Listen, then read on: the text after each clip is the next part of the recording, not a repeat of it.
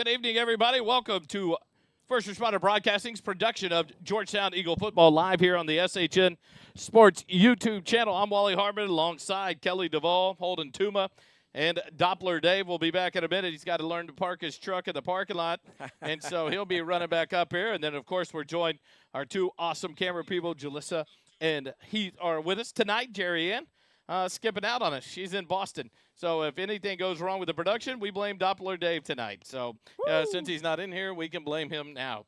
But we're live here at Copperas Cove, and I tell you what, Kelly, it's an important week for this Georgetown football team. Figure out who they are, figure out how they're going to respond to adversity, because they dropped a tight one against Belton last week at home in the home opener, and they're facing off against a 2-0 Copperas Cove Bulldog team that's got a different look under head coach Rodney Southern here in the 2025 season. Copperas Cove is a history of turning out some pretty good athletes. They've had some discipline issues in the past, but this is going to be a different Copperas Cove team, a lot like Belton was different last week than we saw the year before. So, yeah, and you'll hear Coach Griffin talk about those differences whenever you hear his interview in just a few minutes. But Coach was talking about it. They actually tried to not have this game this year, but both teams were stuck without another opponent. So here we are in Copperas Cove for a ball game tonight. Very important one for the Eagles. Stat-wise, you look at the numbers, Georgetown's offense played well, Holden, in the game against Belton. Some troubles on the defensive side,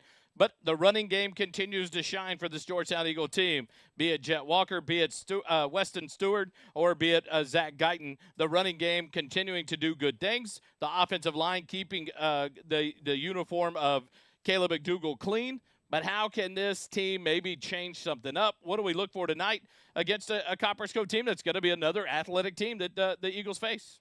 I'm expecting a lot more carries with these running backs who have really stepped onto the scene and excelled. I've mentioned this a couple times, but going into this year, the leading returning rusher behind Jet Walker was Xavier Warren with 50 yards. So neither of these two running backs had ever played on the varsity level, and they have excelled. They're averaging 100 yards a game. They have 5 touchdowns between the two. I think that Georgetown's going to lean on these two backs to carry their offense going forward. Kelly had an opportunity to talk to head coach Chuck Griffin earlier in the week. We'll go to that interview when we get back. It's talking about things to expect tonight, some keys to the game, the starting lineups, and get ready for Georgetown Eagle football. Stay with us. The coaches interview now here on the SHN Sports Network. We welcome the Graham & Sons Land and Cattle Countdown to Kickoff head coach Chuck Griffin. Coach, thanks for joining us. Hey, thanks, Kelly. Glad to be here. This interview brought to you by Blair Hogue at Fairway Mortgage. I appreciate his sponsorship of our broadcast. Coach, tough loss to a pretty talented Belton Tiger team. Give us your overall thoughts on the game last week. You know, Belton had a great plan, and I told you guys last week they're coached very well. And, man, we just didn't play our best football. I don't think I had our guys in position to go out there and play their very best, and it showed in the final score. What was it that Belton presented that was such an issue? You know, I don't think that, you know, from an offensive perspective, I don't think they presented anything we didn't expect. We just did not execute very well. We turned the ball over in the red zone twice and missed a field goal. You know, you can't leave 17 points on the board. Obviously, we didn't execute in the kicking game. We left 5 points on the board in the kicking game. You know, and then you think about defensively, I think they got us a little bit, number 5. Just we knew he was going to be talented, but just disguising where he was and how they got him out of the backfield and how they got him different places kind of put us in a bind a few times. It's easy for us to sit in the stands or watch the broadcast on it and say, how can number 5 continually get away? But that seemed to have more to do with his athleticism and the play calling on the Belton side than it did. Yeah, I mean, he's a very good player. We knew he was a good player, you know, but they were able to kind of disguise him and get him some places that our kids didn't pick up on it and run some things that we had not seen. And, man, they had a great game plan. So credit to Coach Sniffen and his staff. That's why we like playing them. They're always good. You know, I know last year we kind of got after them a little bit, but you know they're 4-time defending district champions, so they do a good job. And they play in a pretty tough district. Again, you even said it last week when we conversed. This was going to be a different Belton team than the one that we saw last season. Yeah, for sure. And that manifested on the field. Offensively, how much of a struggle is it? I mean, we've got some good young running backs that have really stepped up, but are you missing some of the leadership with Jet Walker on the field, or? Well, I mean, he's a dynamic player, so missing him is huge. But I mean, we're running the ball well enough. I think we averaged 6.4 yards a carry the other night, so we're running the ball well enough. We're just not executing down the field as much. We got to get better at that. And really, to be honest, it's in certain situations. We get scoring an opening drive. That's not typical us. We usually do well at that. And then also just some short yardage situations that we haven't been able to convert. So those are things we got to get better at.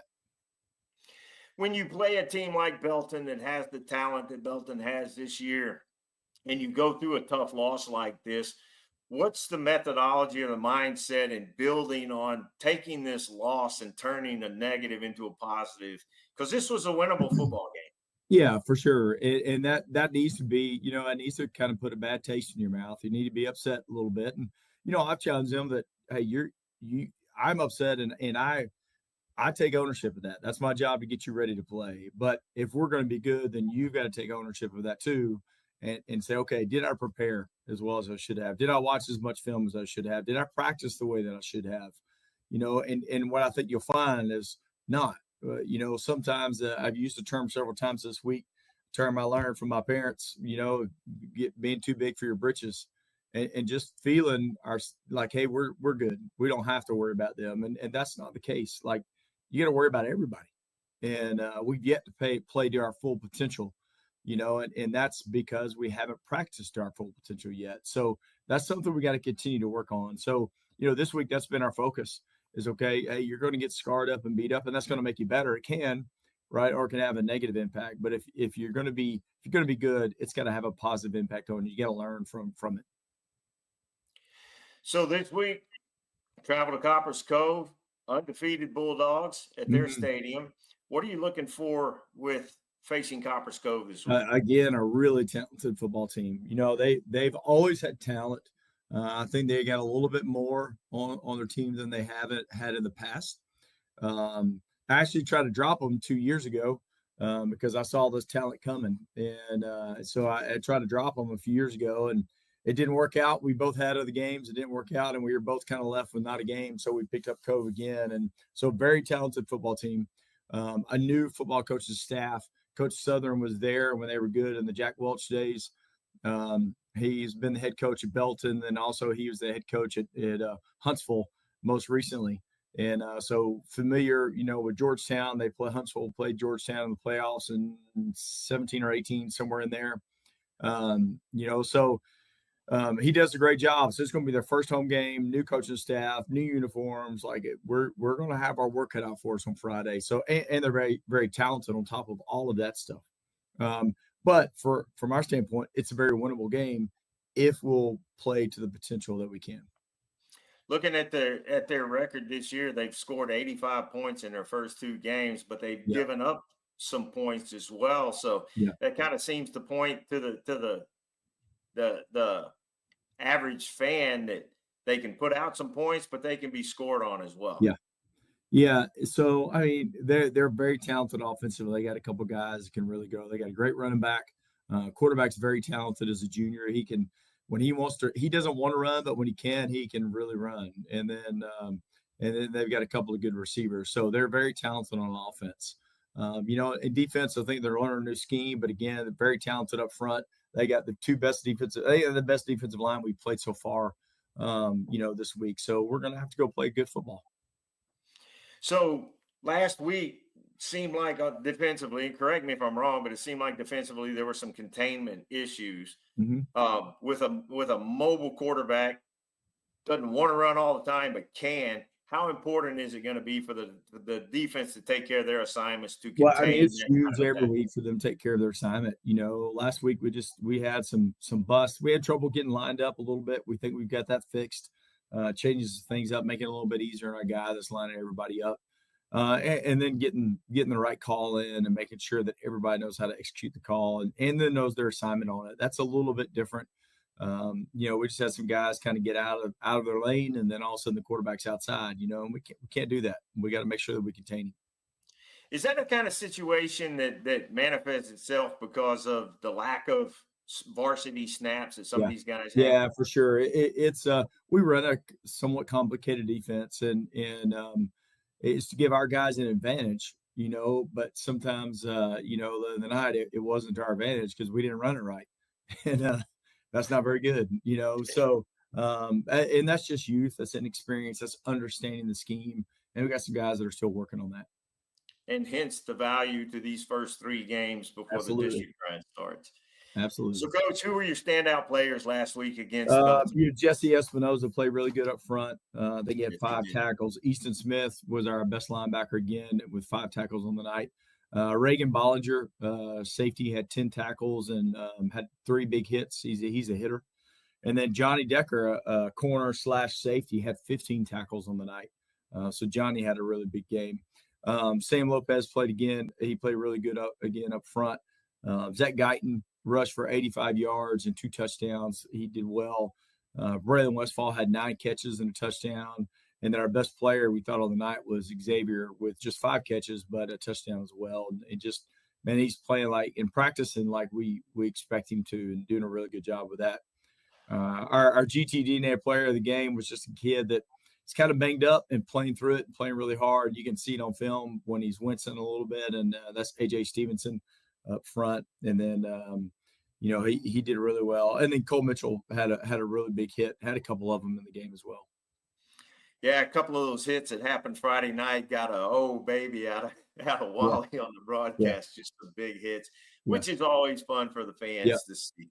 For sure. Well, Coach, good luck this week against the Bulldogs. As always, we appreciate your time. Thanks for joining us. You got it, man. Thanks, Kelly. Folks, that's head coach Chuck Griffin. Countdown to kickoff will return right after this.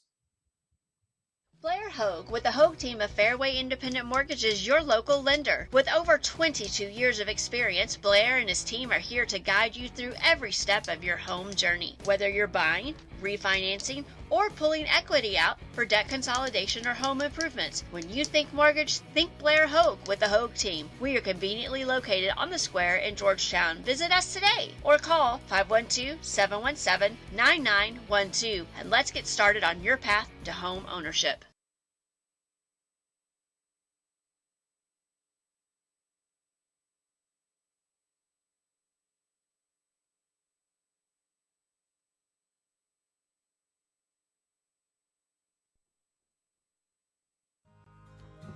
Holden's first half stats.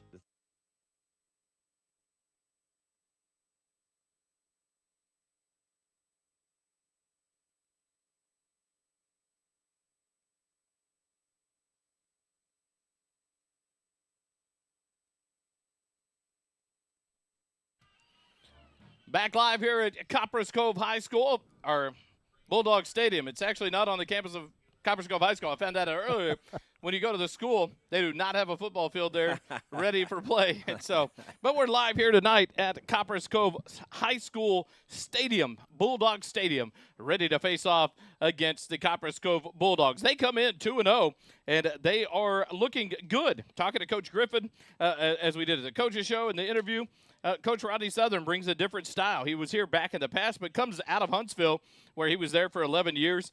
And just for the first time, it looks like some buy-in for this Copperas Cove Bulldog team. Some new expectations, some new behaviors that you're seeing, and they're full of athletes here at Copperas Cove, so it should be a battle. They come out of 6A Region 2, District 12. Harker Heights, Waco Midway, Temple, Killeen Shoemaker, and Copperas Cove coming into this week all 2-0.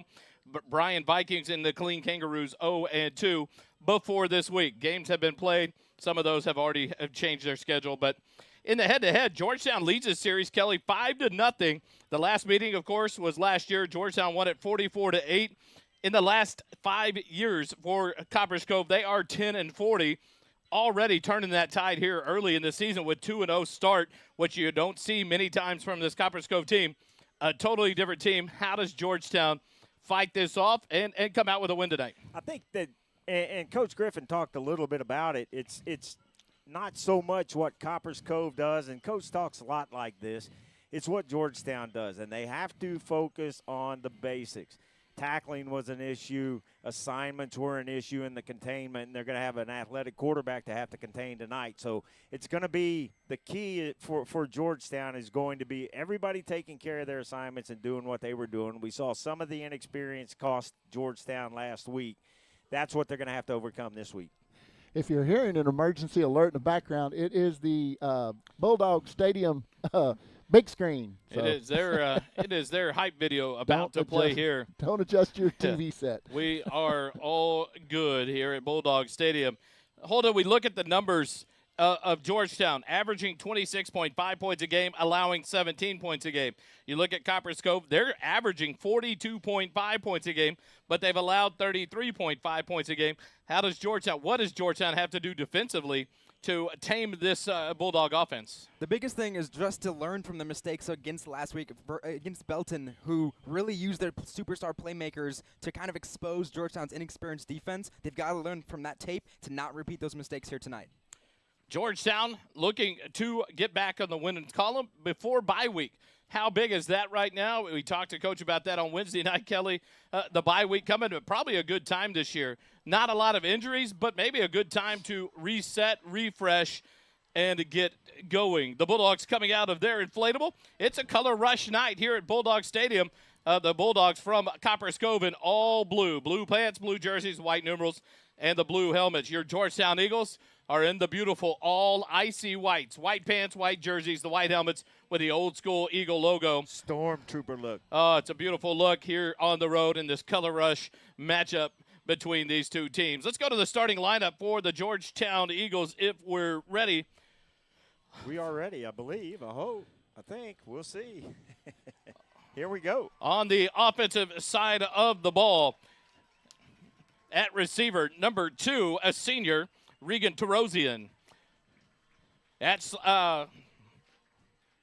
we're going back and forth. That's Cade Erickson. That's just our roster. Do we have the starting lineup broken down? Yeah, hang on. Sorry about that. I wonder. We went backwards. Here we go. Starters for Georgetown on the offensive side. Tackle. That right tackle, the senior, number 71, Caden Scherer. At right guard, number 77, the junior, A.J. Big Tasty Gonzalez. At center, number 76, the senior, Ryan Mishkot. At left guard, number 55, senior, Caleb Hennessy. And at the left tackle, the senior, number 78, Sam Lopez. At the tight end, H-back, number 2, the senior, Regan Terosian. At the wide receiver, number 4, is senior, Copeland Madre. On the other side will be number 7, senior, Xavier Warren. In the slot, you'll see number 2, Regan Terosian, and number 16, the junior, Braylon Westfall. Running back tonight for your Georgetown Eagles will be number 28, the senior, Jet Walker. And the fullback is Papa Constantino. We're going to have to take a quick timeout for tonight's national anthem. Stay with us live here on the SHN Sports Network.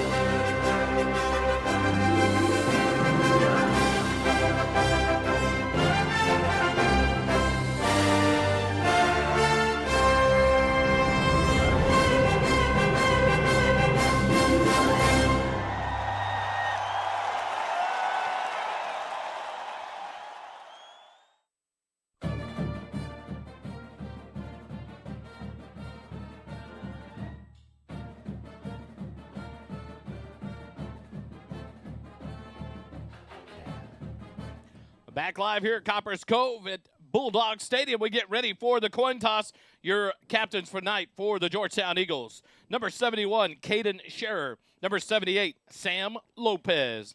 Number 8, that's Tennyson Dean. And number 7, that is Xavier Warren. For the Bulldogs coming across the field, number 4, TJ Hokut. Number 7 is Matthew Ziegler. Number 6 is Craig Davis. And number 56, that's Marquise Uini. That name sound familiar, Kelly? Marquise Uini, his brother Michael Uini, went on to, I believe it was Georgia.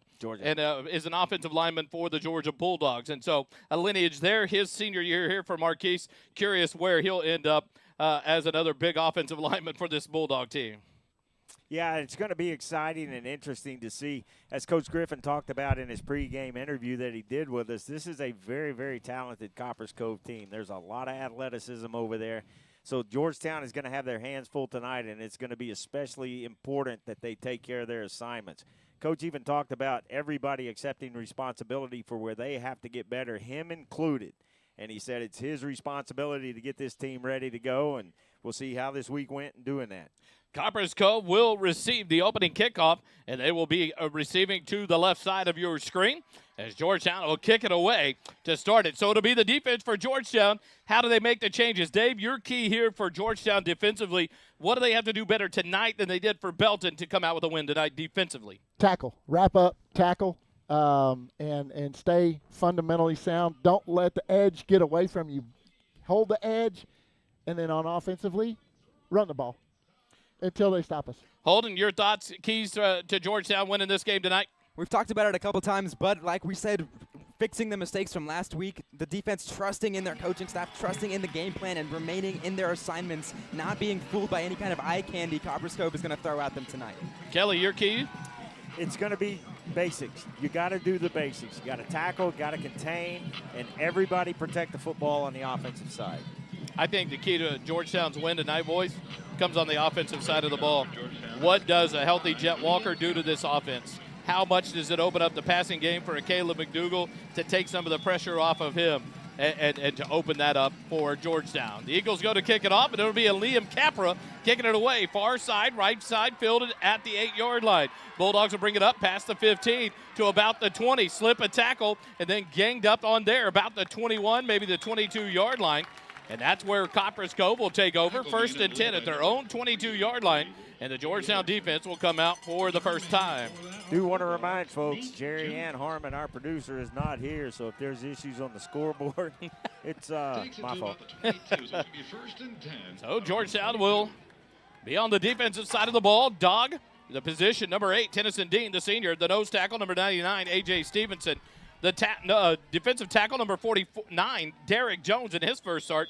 And the bandit, number 36, Jesse Espinoza, tonight getting the start there for the Eagles. Snap will go back to the Bulldogs on the far side hash mark. Turn and hand it off right up the middle. Hit about the 24, spins about to the 25. And a good stop there for the Georgetown defense. A gain of about 3 yards will bring up 2nd and 7. The quarterback, Craig Davis, for the Bulldogs in the backfield. They'll go in the no-huddle formation here.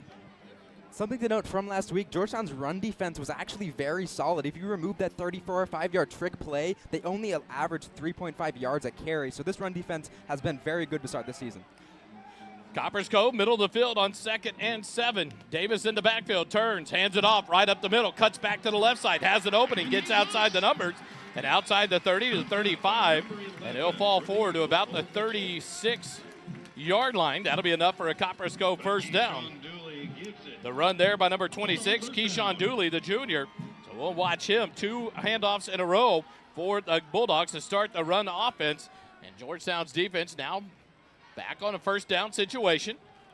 Wally, that point of attack on the offensive and defensive lines right there in that pit where all those big guys are is going to be crucial tonight. Davis, a clap of the hands, turns, hands it off. Dooley to the left side, bounces outside, hit and stacked up, and a good job there by Georgetown's defense. Number 20, Bollinger on the tackle. Cade Erickson snuck in there to get a hit there to help take down the runner, Dooley. It looks like it's going to be no gain there. Are they going to give him 1 yard up to the 37? It'll be 2nd and 9. Good job of pursuing out there on the edges. The edges were contained, so there was no cutback, and that's part of what ate Georgetown up last week during part of that game. 2 receivers right, 1 left. Far side hash mark, snap, handed to Dooley. Right up the middle, cuts back to the left side, falls forward past the 40, up to about the 43-yard line. And that'll bring up a 3rd and about 4 for the Bulldogs. Wally, I do want to let folks know we're having some issues with the replay system tonight, so we'll try to get it going, but no promises on replays tonight. Quickly back to the line go the Bulldogs. Empty backfield here on 3rd and 3. They got to get to the 46-yard line for the first down. 2 receivers right, 2 left. And now Dooley looked like he was headed back to the backfield, now split wide left.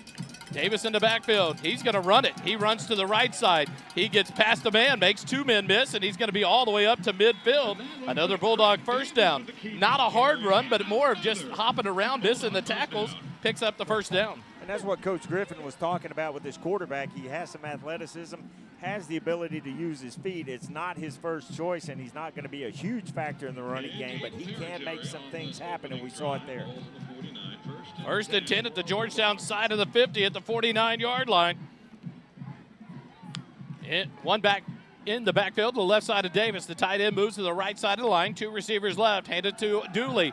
Left side hit and bottled up. A good job of pursuit there by the Georgetown defense. Number 29, Easton Smith, closed quickly to help on the tackle, along with number 34. That's Gavin Smith. And Cole Mitchell came in there to get a lick on as well. Good stop there of only a gain of 1, 2nd and 9 for the Bulldogs. You like that when they try to bounce it out. The Bulldogs have had a lot of success running right at Georgetown, and I anticipate they are not going to abandon that plan. 2nd and 9 from the Georgetown 48. Man in motion to the right side. Fake the end around. Give it to Dooley. Left side finds a gap. Makes a man miss. Bollinger's finally going to get him down after some help from Gavin Smith and Cole Mitchell. But another Bulldog first down. Paying attention to that misdirection on the end around. Give it to Dooley, and he cuts to the left side and gets out for another first down. You start getting these defensive backs a little bored not having any pass attempts out there. They may be setting Georgetown up to take a shot downfield at this point. 2 receivers right, 1 left. Far side hash mark on 1st and 10 for the Georgetown 33-yard line. Dooley to the left of Davis. Snap back to Davis. He's going to run. Follow Dooley to the left side. Finds a gap up past the 30. Falls forward to about the 28-yard line. That'll be a gain of 5. And that'll bring up 2nd and 5 now for the Bulldogs. 7:40 remaining here in the first quarter. The Bulldogs on their opening drive, and they have yet to throw a pass. Reminds you a lot of a Liberty Hill type offense. Lots of runs and no passes so far. If they had a little bit more motion in that, with people going 78 different directions, then it would look a lot like Liberty Hill. Now a man in motion to the right side. Snap back to Davis. Turn, hands to Dooley. Left side, new running back. He got popped. Gavin Smith shoots the gap and lays out the running back. That was number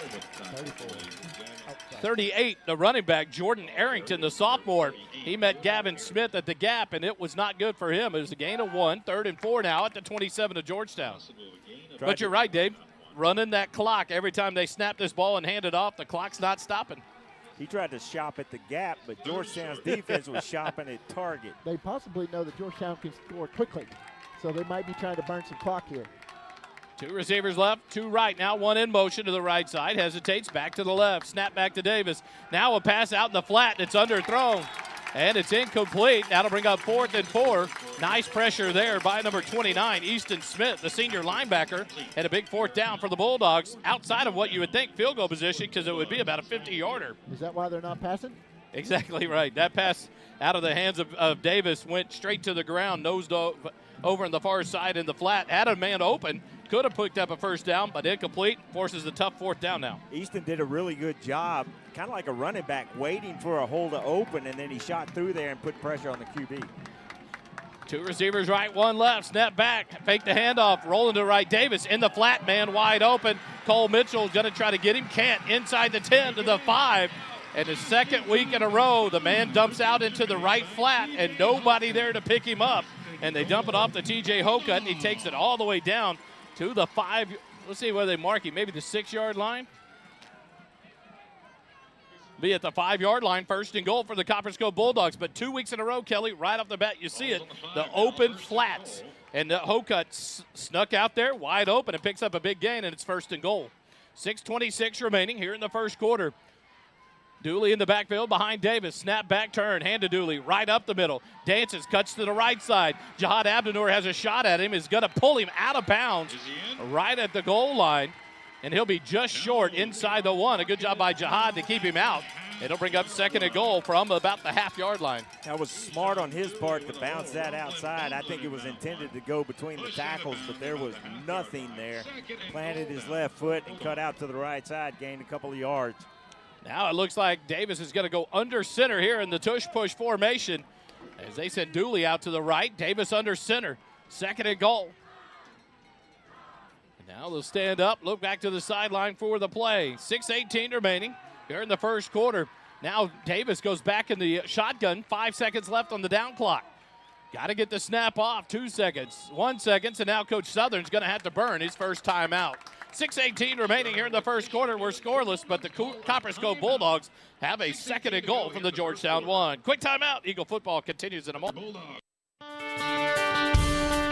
Every first quarter this season is brought to you by Nathaniel Funk, your Leander, Georgetown, Edward Jones financial advisor at 1640 Highland Falls Drive, Suite 801, Leander, Texas 78641.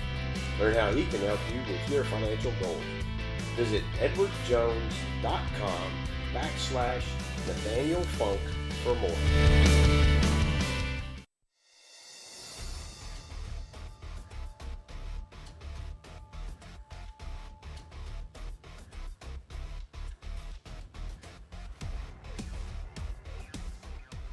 Back out of the timeout. It's second and goal from the inside the Georgetown 1 for Copperas Cove here on their first drive of the ball game. Started out back in their own territory, about the 22-yard line. 6:18 remaining in the quarter. Davis in the backfield by himself. Dooley split wide right. Now Dooley in motion. Snap, fake the handoff to the right side. Davis dives in. It's a touchdown for Copperas Cove. Not the drive that the defense wanted, but Copperas Cove did a really, really good job of taking what Georgetown would give them. You can't put a whole lot into that first drive and say, hey, this is going to be this or this is going to be that. Now both teams have to adjust to what the Copperas Cove offense is going to do. And Georgetown could be tempted to score quickly. However, they need to give their defense a chance to get them a break because Holden's probably going to tell us how far this drive went. Lane Ledger back to attempt the extra point for the Bulldogs. Snap is down by Davis. The kick is up, and the kick is good. 6:14 remaining here in the first quarter. Georgetown trails at 7-0. When we come back, Georgetown has their first offensive possession of the ballgame. Stay with us live here on the SHN Sports Network. Instant replays are brought to you by J. Byron Custom Homes. J. Byron Custom Homes is an established home builder that is expanding into more areas of Central Texas, including Georgetown, Cedar Park, Leander, Marble Falls, and more. Whether it's a new custom home or a remodel of an existing home, J. Byron can meet and exceed your expectations. With over 50 years of building experience, J. Byron Homes will work hard to see that you have the house you want to call home. J. Byron Custom Homes, exceptional craftsmanship with a personal touch. For more information, visit our website at jbyronhomes.com.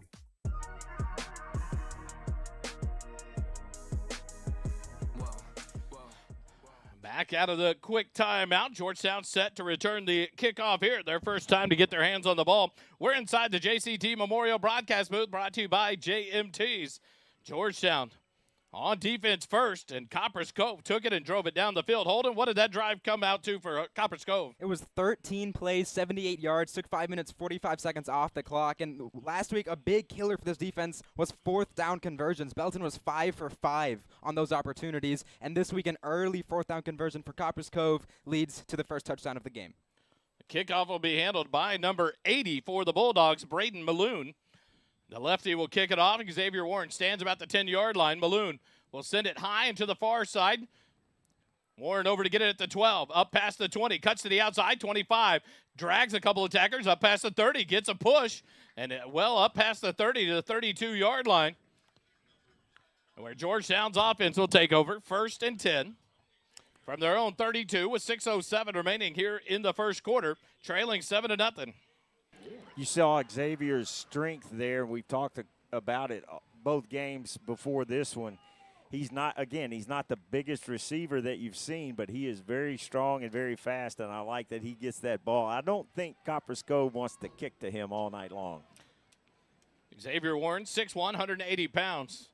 But he has lightning speed, and he's got that kind of that hidden strength in those powerful legs. First down and 10 for the far side hash mark. 2 receivers left, 1 right.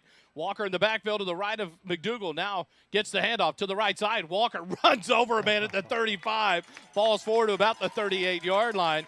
And a good first run there by Jet Walker. We'll bring up a short 2nd and 4 for Georgetown. A nice 6-yard run on motion there by Walker out of the backfield. We haven't seen a lot of Jet this season, but it's really, really nice to see him back in that lineup. Georgetown has needed him in that lineup, and I'm anticipating we're going to see him a lot tonight. 3 receivers left, 2 right. Empty backfield, far side hash mark for McDougal on 2nd and 4 from the 38-yard line. McDougal up to the line, now back in the shotgun formation. A clap of the hand, snap back. McDougal looks right. Across the middle, wide open. Warren makes the catch, and he's going to be brought down right at midfield by number 24 for the Bulldogs, Jakari Edwards. But a big first down, a borrow from Morrow first down to Georgetown up to the 50-yard line. Nice play. I like those quick throws. Let Caleb get comfortable back there. Let that defense try to have to cover up close, which can open up something down the field a little bit later. Now three receivers split wide right, none left. Walker in the backfield beside McDougal to his left side, near side hash mark. Right at the midfield stripe on 1st and 10. Now Walker will empty out, come back, get the hand up left side. Has a gap, stiff arm, and a guy. Nice tackle there by number 14, Trey Thompson. He went low, and Walker went over him, brought him down for a 4-yard gain. If you're going to tackle Jet Walker, guys, I think that's the way. You probably watched a little film because he'll run you over. So Walker will come off. Zach Guyton on for Walker in the backfield. 4:35 remaining as the clock runs. 2nd and 6 from the 44, from the 46 of the Bulldogs. 2 receivers right, 2 left. Guyton to the left of McDougal. Now Guyton will empty out of the backfield. McDougal looks right, now left. Hits it to Copeland Madre. Makes 2 men miss and almost gets back or enough for a first down. What a job by Madre to split through several defenders there. Tough running, and it's going to bring up a short 3rd and 1 for Georgetown.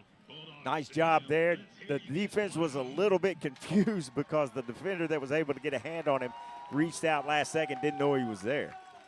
3rd and 1, Walker right back in. Jet will be in the backfield. The Eagles look to the sideline. They'll get the play call. It's 3:50 remaining on the clock here in the first quarter as the clock continues to run. Ball in the 41 of Copperas Cove. They got to get to the 40 for the first down. Snap direct to Walker, right up the middle. Runs right behind Hennessy, runs through Hennessy, and he'll have enough for a Georgetown first down. Another borrow for Morrow first down.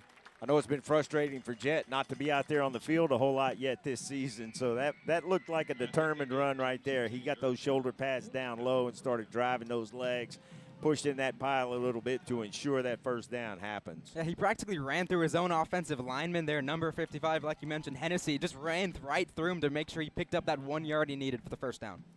1st and 10 for the Eagles at the 38-yard line of Copperas Cove. 3 minutes, 15 seconds left on the clock here in the first quarter. 2 receivers right, 2 left. Guyton in the backfield to the left of McDougal, middle of the field. Clap of the hand, snap back. McDougal looks right.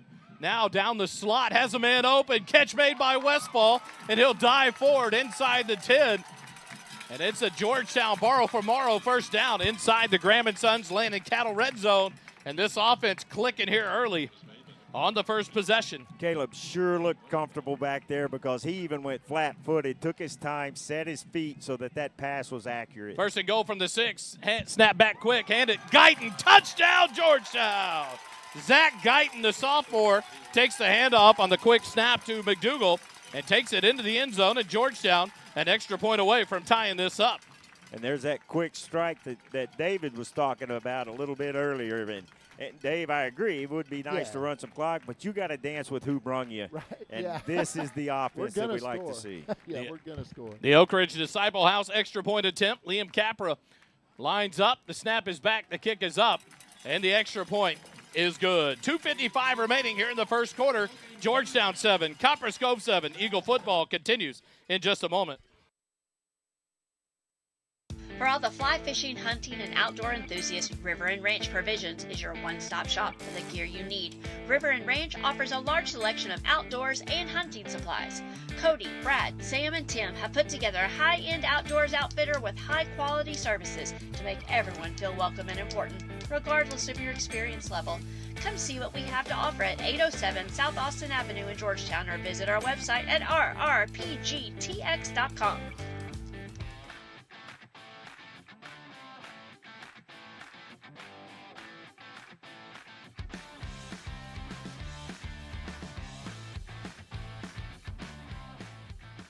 Back live here at Bulldawg Stadium, the Eagles respond with their opening drive, taking it all the way in for the touchdown. Is 6-yard run by Zach Guyton for the touchdown. Get ready for the kickoff, brought to you by Syntec Shirt and Embroidery, proud sponsors of Georgetown Eagle Football and the First Responder broadcast team. Got some great looking attire this year, brought to us by Syntec Shirt and Embroidery. We appreciate them each and every year. Liam Capper to tee it up. He'll kick it away. Shorter kick to the right side. Fair catch signal for. No! So to say he fell down anyway, but a fair catch was signaled for by number 24 for the Copperas Cove Bulldogs, Jakari Edwards. But then he took off running. They let him run, but he slipped down. So it'll be 1st and 10 for the Cougars. The Bulldogs, and look, coach out at the 40-yard line talking to the official. That's supposed to be a delay of game if you signal for a fair catch and then run. And the umpires are still talking about it. And Coach Griffin and coaching staff out on the field talking to the officials. They're absolutely right. 24, Jakari Edwards threw that hand up, and even if it's accidental, it is an immediate signal, and he cannot advance the ball. And he did, for 2 or 3 yards. But the moral, like you're saying, that's a delay of game penalty. Right. Now, instead of starting at your 27, 28-yard line, you're starting at your 22. Well, and the whole idea is to protect the receiver so he doesn't get smashed. That's what the fair catch is for. And if you throw that, if that hand goes above your shoulder, even if it's an accident. And now the excuse comes to the sideline, and Coach Griffin not happy with the excuse from the line judge. But Bulldogs will take over 1st and 10 at their own 29-yard line. If we only had a replay. 3 receivers right, 1 left, now 1 in motion. Dooley in the backfield, turn. Davis hands it to Dooley, goes out to the left side, makes a man miss, skips between defenders and taken down all the way up to about the 34-yard line. And that'll be a gain of about 5 yards, bring up 2nd and 5 for the Bulldogs. Again, that running game is something that Georgetown's going to have to get a handle on. Copperas Cove, Wally, you mentioned it earlier on the break, Copperas Cove has put a lot of points on the board, and it has not been with just a steady nothing but run game. So they have something in the quiver for the passing game. They're averaging 42 points a game, not running the clock 8 minutes every time they touch the ball. 2nd and 5, snap back, Dooley looks left. Now he's going to sling it out in the flat, wide open, caught at the 40, makes a man miss, and then taken down by a nice tackle there by A.J. Stevenson. But it's enough for a Copperas Cove full first down. Something is got to figure out in this Georgetown defense of getting the flats covered. We're not able to cover the flats, and teams are starting to pick up on that. That's Copperas Cove's 2nd completion out in the flat for a first down. 1 receiver left, 2 right. Dooley in the backfield, far side hash mark, 1:48 remaining on the clock as it runs here in the first quarter. Hand off, Dooley, right side, skips back to the left, finds a crease, up past the 45, midfield. He's off to the races before being tripped up into Eagle territory about the 40-yard line. Johnny Decker on the tackle for Georgetown to save the touchdown, but a big first down for the Bulldogs. And you see they've got multiple weapons in that backfield that they can throw at this defense as well, just like Georgetown has Jet Walker and then some younger running backs who are really, really proficient at running the football. And we just saw there, it's going to be a night of having to stop this run. Keyshawn Dooley, remember that name. He wears 26. He's just a junior, and he's racking up the yards here in the first quarter. 1:14 remaining as the clock runs. Snap back on first down to Davis. Turns, hands it to Dooley. Cuts back to the left side, and there is a tackle from behind by Georgetown's Gavin Smith. And they're going to give him a yard on the play. It'll bring up 2nd and 9. Nice job of Gavin just staying in that pursuit. I don't even know that the running back knew he was back there, and I think Gavin took a little swipe at that football trying to knock it out. Frank Miranda says assignment football. Exactly. On the screen. And it's where the youth of this defense has to figure out and be in the right places at the right times. Empty backfield. Davis on 2nd and 9. Fake of the snap, now looks to the far sideline to get the play. 30 seconds remaining here in the first quarter. 5 seconds remaining on the play clock. Davis on the far side hash mark at 2nd and 9 from the 36 of Georgetown. Davis back to pass, caught in the middle. 13 makes the catch. He'll be taken down by Bollinger. It'll be short of a first down. A nice catch by number 13, Victor Tepizano, the sophomore. And now quickly back to the line go the Dogs, but I think they'll let this first quarter come to an end. 5 seconds remaining as the clock counts down here in the first quarter. At the end of one here at Bulldawg Stadium, we're going to go to the break. Tied up 7-7. Copperas Cove driving on a short 3rd and 2 from the Georgetown 29 when we come back. Stay with us, Eagle Football. We'll continue in just a moment. At Mesquite Creek Outfitters, we bring community together in a casual environment to share the love of gear and apparel, great drinks, and friendship. Located at 704 South Austin Avenue in Georgetown, Mesquite Creek Outfitters is the place to enjoy our drinks and light food menu, shop our unique men's and women's apparel, and visit with friends and family. Visit the website at mesquitecreekoutfitters.com or stop by and say hello. MCO is proud to sponsor First Responders Broadcasting presentation of Georgetown Eagles Football.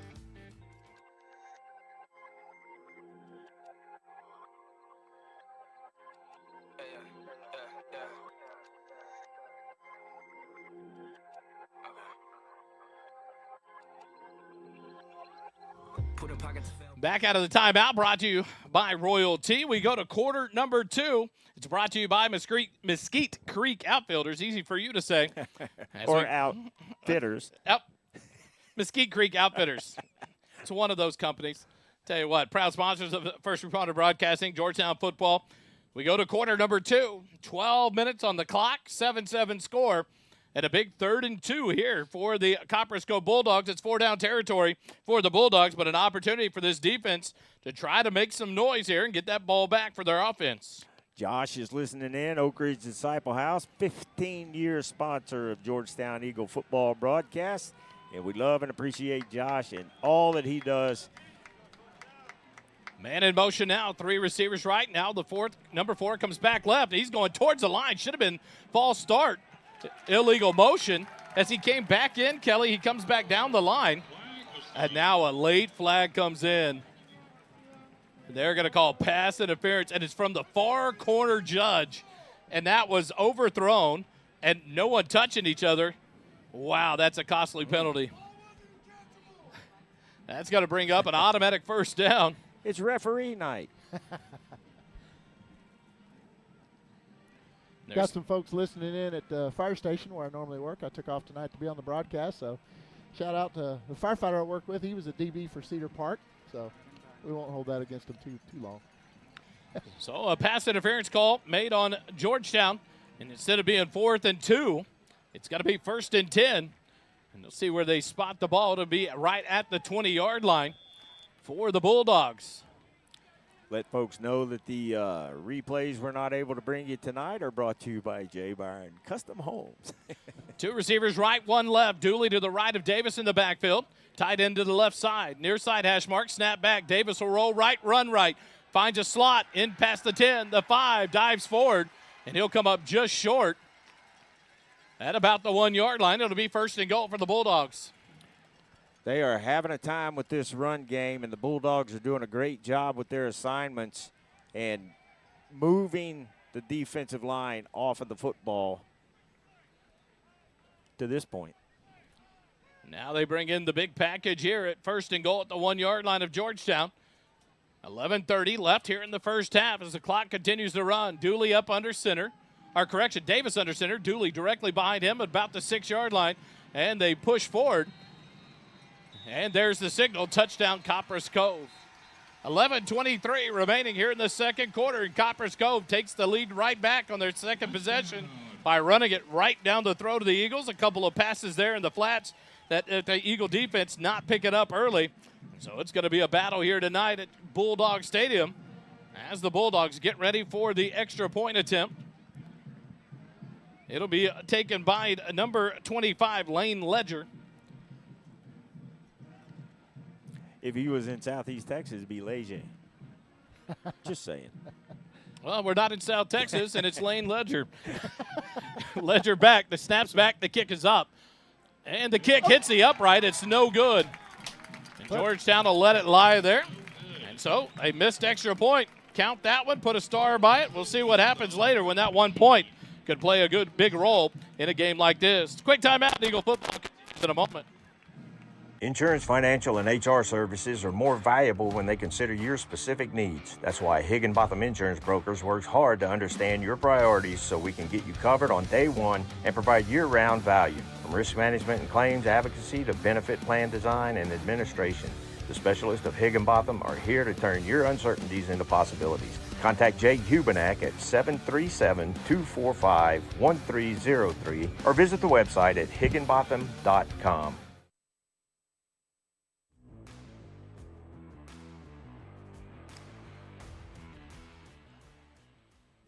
Back here at Bulldawg Stadium, Holden. Last drive, 7 plays, 71 yards, took 3 minutes 28 off the clock, but you mentioned it, a missed PAT there. We saw firsthand how costly those were for Georgetown last week against Belton. That point could very well haunt the rest of this game. Number 80 for the Dogs, Braden Maloon, tees it up. The lefty will kick it away. Short kick here on the near side. Papa Constantino lets it go. It's knocked out of bounds.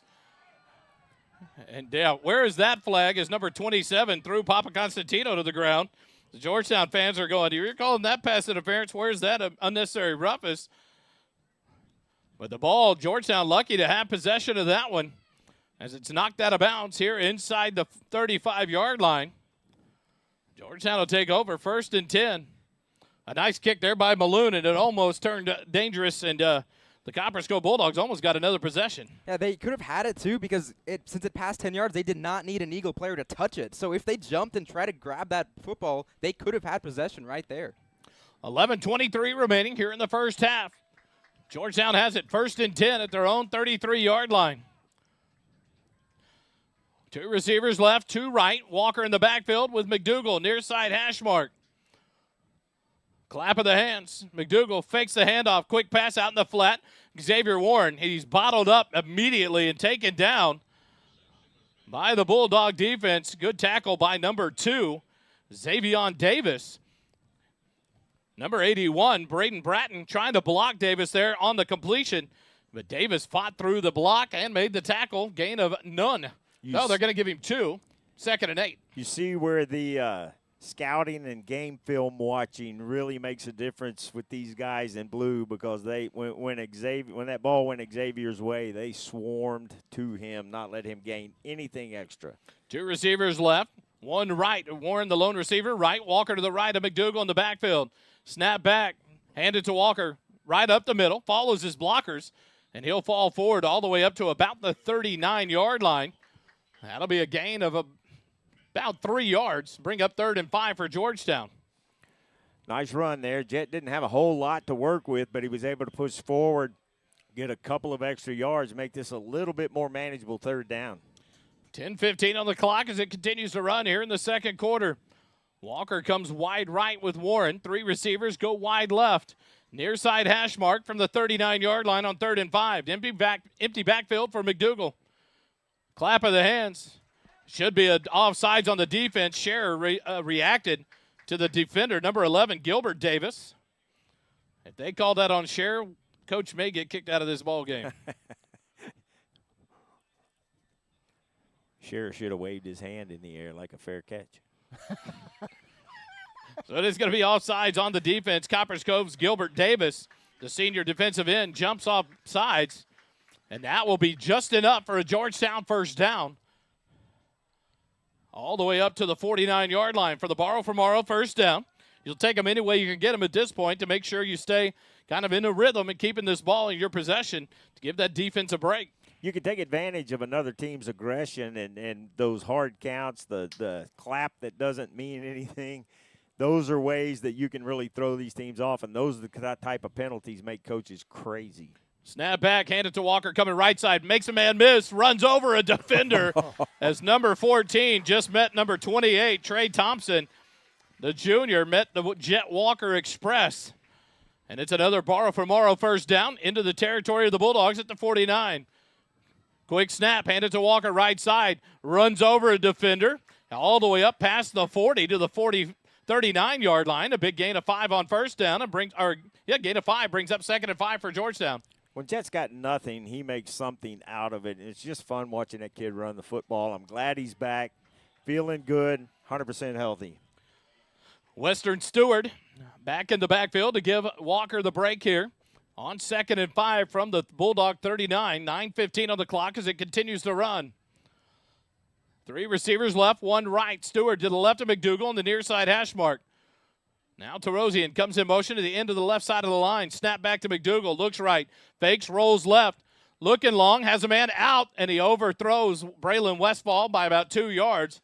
The incomplete pass brings up 3rd and 5. Good idea. That pass was just off a little bit, so brings up that 3rd and 5.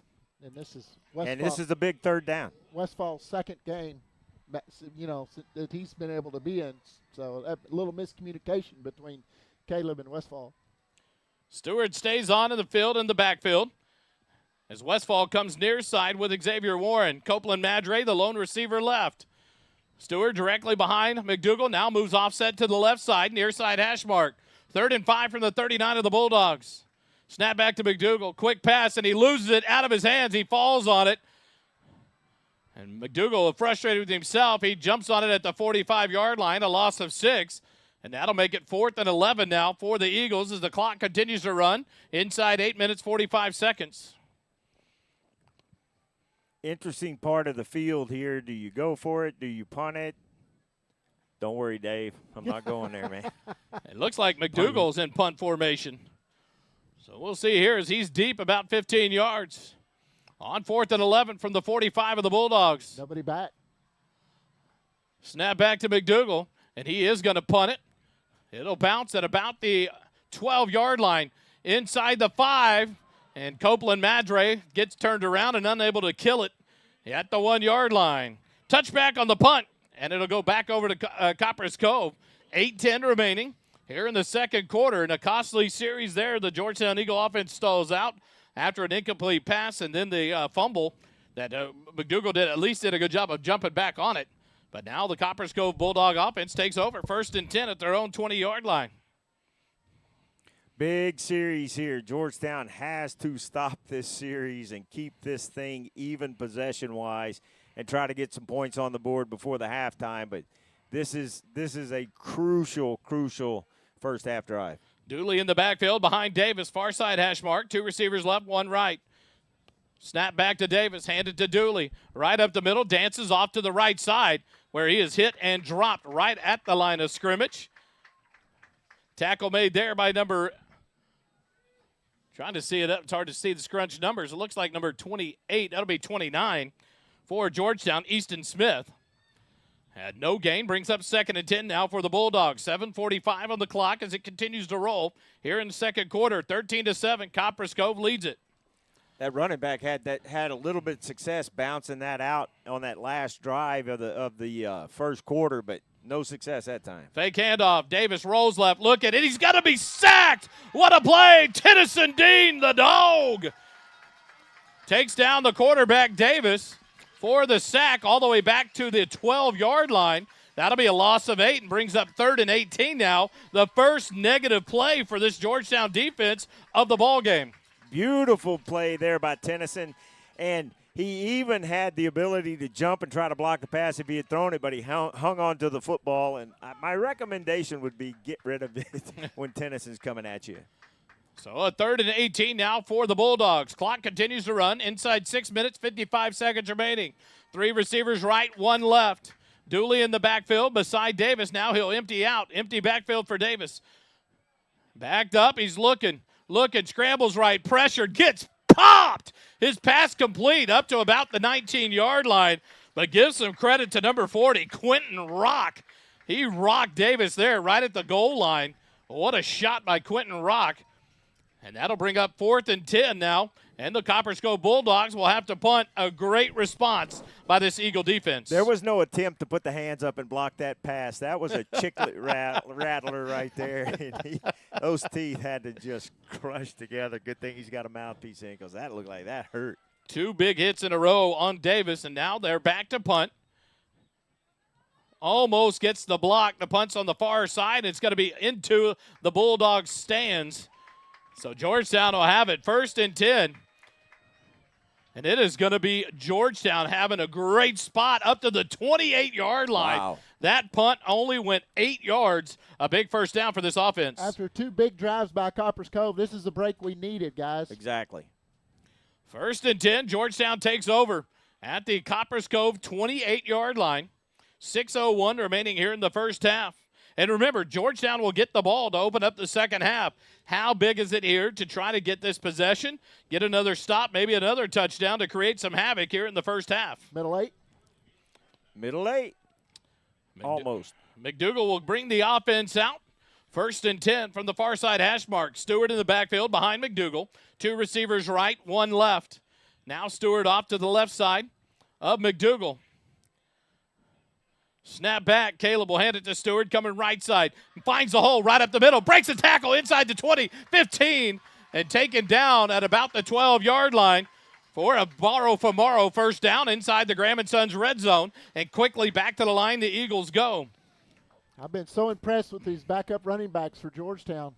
2 receivers right, 1 left. Handed to Stewart. He cuts back to the left. Makes the man miss inside the 10. He's spotted at the 9. A gain of 3. That'll bring up 2nd and 7. 5:35 remaining as the clock runs. Exactly the answer. The offense needs that defensive stand that they just had, and this is a great opportunity here for Georgetown to take their first lead of the game if they can put this in the end zone and convert the extra point. And then that missed extra point really starts to come into play. It feels like points off turnover. Zach Guyton back in the backfield beside McDougal, middle of the field. 1 receiver right, 2 left. Now a man in motion. Snap back. Guyton gets the handoff left side, cuts back inside the 5, pushes a man down, continues running. What a hard run there. It's going to be enough for a borrow from Morrow first down at the 2-yard line. 1st and goal, Georgetown. Really nice run there, keeping that defense kind of spread out so they can't stack the line the whole time. And this is very, very good drive Georgetown's putting together. And you're really seeing Georgetown leaning on now their 3 star running backs who they can remain fresh because they don't have to give a certain running back 30 carries like maybe Walker had last year. They can spread it out, and every time the running back's getting the ball, they have fresh legs and full energy to go plow through people. And we talked about that at the coaches show, having a stable of running backs, a big benefit. 1st and goal from the 2. Walker in beside McDougal. Snap back. Pitch it into round 2. Xavier Warren, and he'll cruise into the end zone. Touchdown, Georgetown.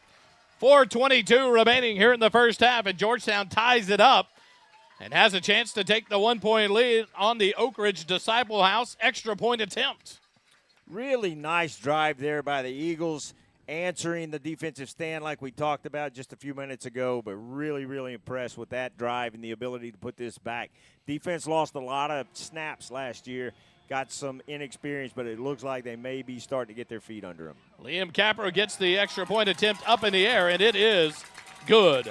4:22 remaining here in the first half. Georgetown leads at 14-13 over Copperas Cove. Quick timeout. Eagle football continues in a moment. At Mesquite Creek Outfitters, we bring community together in a casual environment to share the love of gear and apparel, great drinks, and friendship.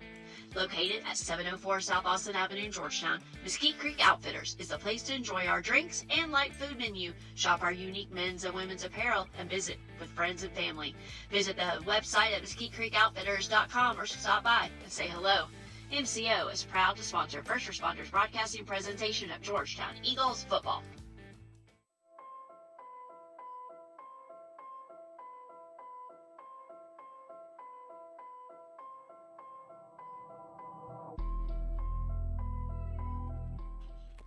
Back live here at Bulldawg Stadium. Holden. An easy drive there. 4 plays, 28 yards, took 1:30 off the clock, and that right there is a touchdown throw by Caleb McDougal. Probably his favorite pass in the whole playbook. It's just a little pitch, and you let your receivers do all the work, and a 2-yard touchdown for Xavier Warren. And how much attention was being paid right there to the fact that Jet Walker was in there with a big lineman ready to go, and you get ready for that to plow into the middle of the line, and here comes speedy Xavier Warren around the end. The kick by Capra, brought to you by Syntex Shirt and Embroidery, fielded at the 13-yard line, up past the 20, 25, 30, 35, and there's a flag coming in. The return by number 1 for the Bulldogs, Nate Jones.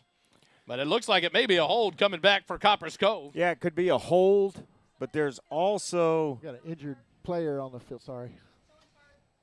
that second receiver back there is waving his hands. And if either one of them does, that's supposed to be a fair catch. And I think coach is in their ear about it. Especially after the potential miss of that penalty earlier in the game. Now they back the flag up and set it to 28, but a player being attended to for the Bulldogs. Let's take a quick timeout. Eagle football returns in a moment. Syntex Shirt and Embroidery offers a variety of unique custom clothing and gifts, as well as personalized embroidery for schools, fundraisers, businesses, and more. Whether you need 1 shirt or 100, there are no minimum order amounts on any custom pieces. Stop by our shop at 1911 North Austin Avenue, Suite 103, and check out our in-stock spirit apparel. Visit our website at www.syntexshirt.com. Syntex Shirt and Embroidery is the official outfitter of First Responder Broadcasting.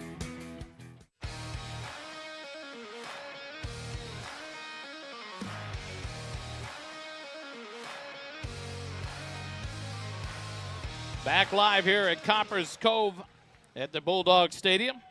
Number 14, Trey Thompson. He got a face full of Jet Walker earlier and now comes up having to be helped off the field. We hope he is all right. He immediately was in pain, now hardly putting any pressure on that right leg. So we hope Trey Thompson is all right for the Bulldogs. Ugh. Sure hate seeing that. It's good to see the sportsmanship. You know, all the kids take a knee right away, and you don't want to see anybody get hurt. It's just, you know, it's high school football. It's a game. First down and 10 for the Bulldogs. They did call a hold, backed it up 10 yards. It's at the 18-yard line with 4:16 remaining here in the first half. We're in quarter number 2. It's brought to you by Mesquite Creek Outfitters, proud sponsors of First Responder Broadcasting, Georgetown Eagle Football. Davis in the backfield, Dooley behind him, near side hash mark. 2 receivers right, 1 left.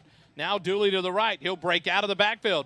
Davis fakes right, now runs left. Up past the 20. There's a hold on the outside on Jihad, not called on number 3, Ashton Adams. And a big run by the quarterback Davis for a Bulldog first down out to the 31-yard line. There's also a shoulder pad exposed in the backfield with a hold back there that didn't get called either. So if they're not going to hold, keep holding, and both teams need to pay attention to that. Holding's in the other room over there. 4 minutes remaining. Here's the clock continues to run. Need to get that rim shot put in. That was terrible. First and 10 for the Bulldogs. 2 receivers left, 2 right. Dooley back behind Davis in the backfield, near side hash mark. Snap back, hand it to Dooley. Comes left side, makes a man miss. Gavin Smith hits him, and he falls forward up to about the 36-yard line. And that'll be a gain of 6 yards. That guy went full Doppler Dave on his assessment there. There was positive yards on that one. Up between the 36, 37-yard line. It'll bring up a short 2nd and 4 for the Bulldogs. They're going to let the clock run here. 3:15 remaining in the first half. You know, the Dogs would love to just run this clock out, put some points on the board, not give Georgetown much of an opportunity. Davis tucks it, going to run right, follows Dooley, and he moves forward. A nice block in the back there by number 72, Tristan Pryor, not called. And now it's going to be a big third down here for Georgetown's defense as they stop Davis at about the 39-yard line. They've got a 3rd and 2. One of your linemen running downfield. Your defensive back is running away from him and gets shoved right in front of the umpire. And like you said, Kelly, if they're not calling it, you keep doing it. And a big third down here for Georgetown's defense. 2:35 as the ball snapped to Davis. Looking right, going to throw it right out in the flat, and he catches it. Hit immediately, but enough for a first down. Cade Erickson on the tackle of number 13, Victor Tepazano. But a big first down for the Bulldogs, keeps the clock running. Now inside 2.5 minutes remaining in the quarter. Good news is I know the back judge. Saw him before the ball game.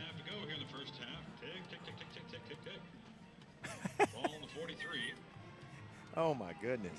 I would mute the crowd mic if I could, but we want the ambiance. If we could just mute their PA announcer. 1st and 10 from the 43. Snap back to Davis. Hands it to Dooley, right side, dances outside. Being chased, Bollinger will make the hit and toss him out of bounds at about the 46-yard line. 1:57 remaining. That'll be the 2-minute timeout with here in quarter number 2. We'll take it with them. 14-13. Georgetown leads it over Copperas Cove. Eagle football continues in a moment. Struggling with addiction or know someone who is? There's light at the end of the tunnel, and it shines bright at the Oak Ridge Disciple House. As a 501c3 Christian ministry, they are dedicated to helping men aged 18 and older rebuild their lives free from the chains of drug and alcohol addiction. Be reminded, there's always hope, always a new beginning. Discover your fresh start with the Oak Ridge Disciple House. Proud supporters of Georgetown Eagle Football, because just like the Eagles, the fight at Oak Ridge never dies. Find out more at oakridgedisciplehouse.com.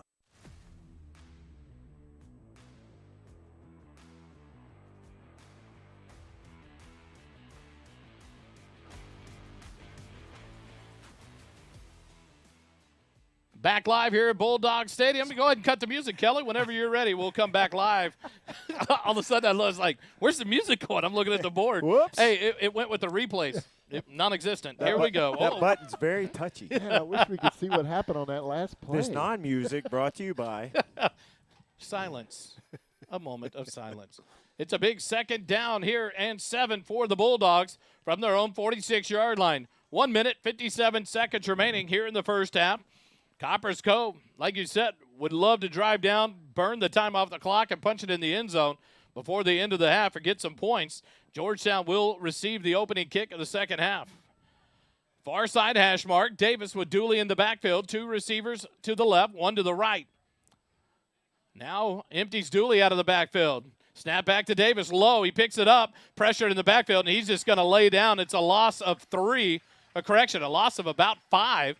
It'll bring up 3rd and 12, 1 minute 49 remaining. You think Coach might take his timeouts here and try to get this possession back, but the Eagles going to let the clock run. Interesting. All 3 timeouts remaining for Georgetown. And they're going to let this clock run, so Copperas Cove on a 3rd and 12 at their own 41-yard line is going to let the clock run. Inside 1.5 minutes. 2 receivers left, 2 right. Dooley in the backfield behind Davis. Far side hash mark. Snap back to Davis. He's looking right. Throws. Catch made at midfield. Johnny Decker hits him. There comes a late shot by Cole Mitchell, and it'll be enough to stop the Bulldogs just inside Georgetown territory. Now Coach Griffin's going to take the timeout with 1:09 remaining. And a big decision here for Coach Southern on 4th and 2 for Copperas Cove. Quick timeout. Eagle football returns in a moment. First Downs are sponsored by Morrow from Morrow. Longtime supporter of our broadcast, Matt Morrow and his team are dedicated to providing the best mortgage experience possible. They do that by offering easy-to-use mortgage tools, including a handy mobile app, competitive rates, and assistance from experienced loan officers. Matt's loan officers understand local markets, have access to a wide variety of loan programs, and are ready to guide you through the process. Your family, your future, our focus. For your mortgage needs, remember Matt Morrow, Borrow from Morrow. For more information, visit borrowfrommorrow.com. NMLS number 464148.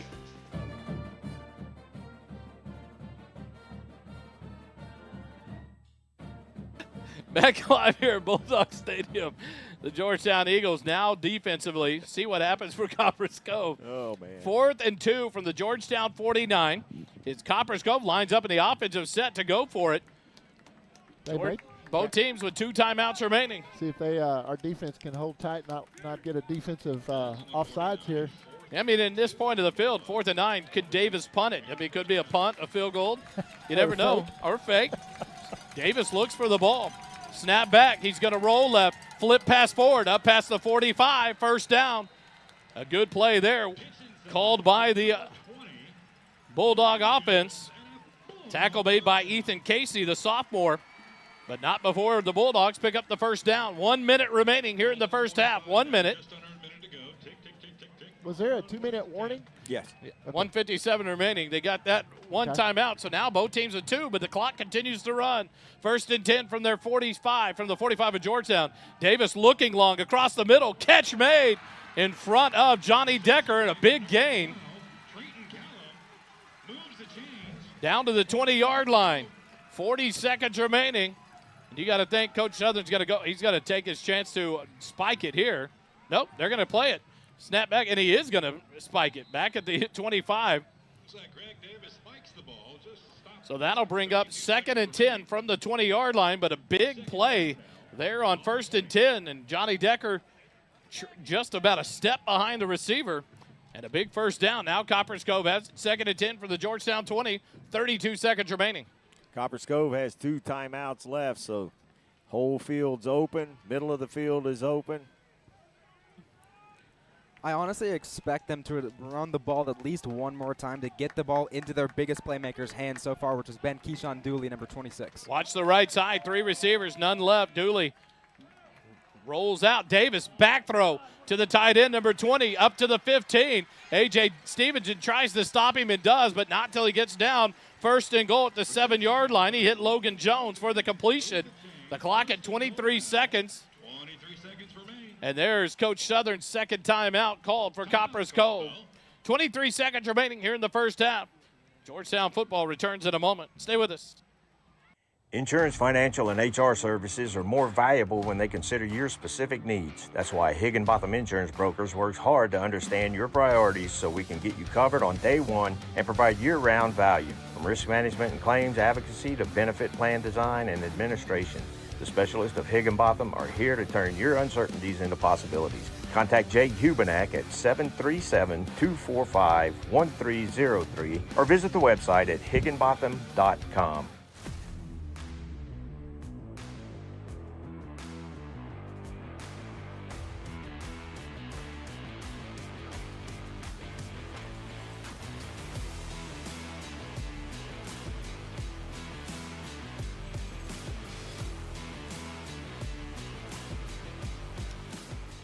Back out of the timeout. We set it up. 1st and goal from the Georgetown 7 for the Bulldogs. 13-14. Georgetown with a 1-point lead. 23 seconds left. The Bulldogs have 1 timeout. Georgetown with 2. Near side hash mark. 2 receivers right, 2 left. Dooley behind Davis in the backfield. Man in motion to the left. Stops and goes back right. Snap back to Davis. Fakes the handoff. Looks, pressure, throws out the right flat about the 9-yard line. Makes a man miss, hit, and Gavin Smith takes him down. And they're going to call it into the end zone. Touchdown, Copperas Cove. I think he got the ball across all right. Missed tackles continuing to haunt this Eagle defense. 14 seconds remaining. The Bulldogs take the lead back 19-14. Coach Davis will go for 2 here to try to get it back to a 7-point ball game. Nope. He's changed that. Now the kicker is on. Lane Ledger on to attempt the extra point to make it a 6-point lead for the Bulldogs with 14 seconds remaining in the half. Not sure why they're not starting the play clock and letting all the players come on late. They still have yet to start the play clock on this one. Now he started it. So Ledger will line up. Snap is back. It's high. Davis is going to roll out. He's looking. Now he's running to the right. Going to throw it, and he throws it high and out of the back of the end zone and paid the price as Gavin Smith laid a lick on the quarterback Davis. The incompletion makes it 19-14, Copperas Cove. Quick timeout. We'll come back with the kickoff. Georgetown football continues in a moment. Struggling with addiction or know someone who is? There's light at the end of the tunnel, and it shines bright at the Oak Ridge Disciple House. As a 501c3 Christian ministry, they are dedicated to helping men aged 18 and older rebuild their lives free from the chains of drug and alcohol addiction. Be reminded, there's always hope, always a new beginning. Discover your fresh start with the Oak Ridge Disciple House. Proud supporters of Georgetown Eagle Football, because just like the Eagles, the fight at Oak Ridge never dies. Find out more at oakridgedisciplehouse.com.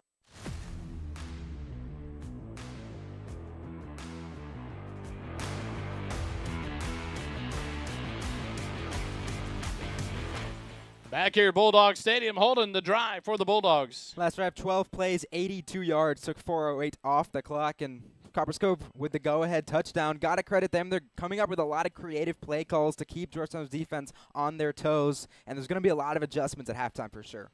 Braden Malone tees it up for the Bulldogs. The left-footed junior kicker will kick it away. Georgetown's got to be prepared for these short kicks.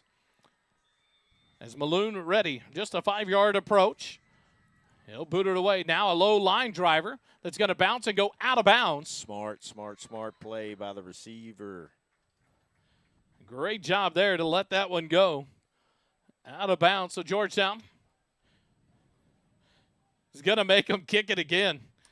What is it? Weston Stewart? Western Stewart let it go.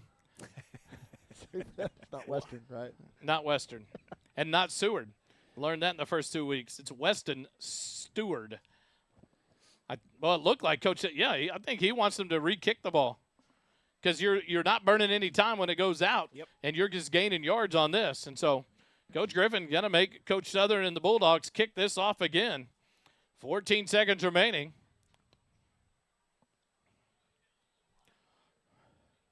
So back them up to the 35-yard line.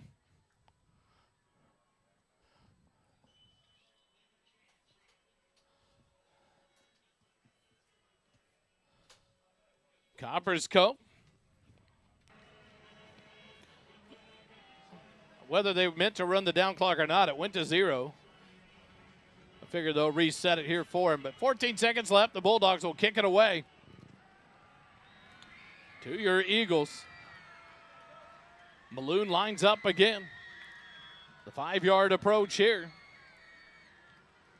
He'll kick it. Low line driver, and there's a maybe delay a game. They probably now, it was now they just called it and restarted the down clock. Well, he'd already kicked it. Yeah, that's crazy. Well, it feels like preseason NFL right here. I know it's not district yet, but goodness, get this stuff out of the way before district starts, folks. So now are they going to make them kick it again from the 35? Or are they backing them up? As Georgetown calls their kick receive team back over. Now the Copperas Cove branching back out. They're going to reset the down clock. They haven't started it again. And so they'll get the kickoff here. 14 seconds remaining. We'll get it right here in a minute. Still 14 seconds? Golly. The longest 14 seconds that never moved off the clock. Malone kicks a low-line driver and hits Georgetown right in the helmet. Recovered by Copperas Cove.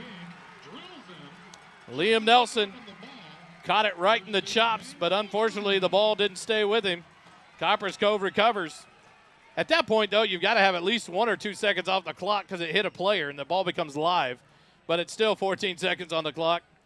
Not going to say that's because it's at Copperas Cove, but Rules schmules.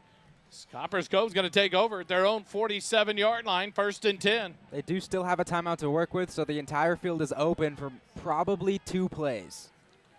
So Davis will have 2 receivers left, 2 right. Dooley in the backfield right now. Maybe I'm confused by the refereeing and the umpiring. The clock never stopped. They never started the down clock. It hasn't even run. Now it starts after they're ready to go. 14 seconds remaining. Snap back to Davis. Looks right, being pressured. Throws out in the flat. Hit immediately and taken down into Georgetown territory. Nice hit there. By number 35 for Georgetown, Landon Carr. And that's going to run the clock out. No timeout called, and the first half has come to an end. 19 for Copperas Cove, 14 for Georgetown. We trail at the half by 5. Georgetown will receive the opening kickoff of the second half. We'll take a quick timeout, start the halftime show, and bring you the Georgettes and the Georgetown Eagle Band. Football continues in a moment, live here on the SHN Sports Network. JMT's provides customized apparel and promotional items to small businesses, schools, and nonprofit organizations. Our services include screen printing, embroidery, and promotional items. Our game-changing direct-to-film printing allows JMT's to print full-color graphics on your garments. JMT's has the experience and confidence to take on any order. Visit the website at jmts.com or call us at 512-388-5555. First Downs are sponsored by Morrow from Morrow. Longtime supporter of our broadcast, Matt Morrow and his team are dedicated to providing the best mortgage experience possible.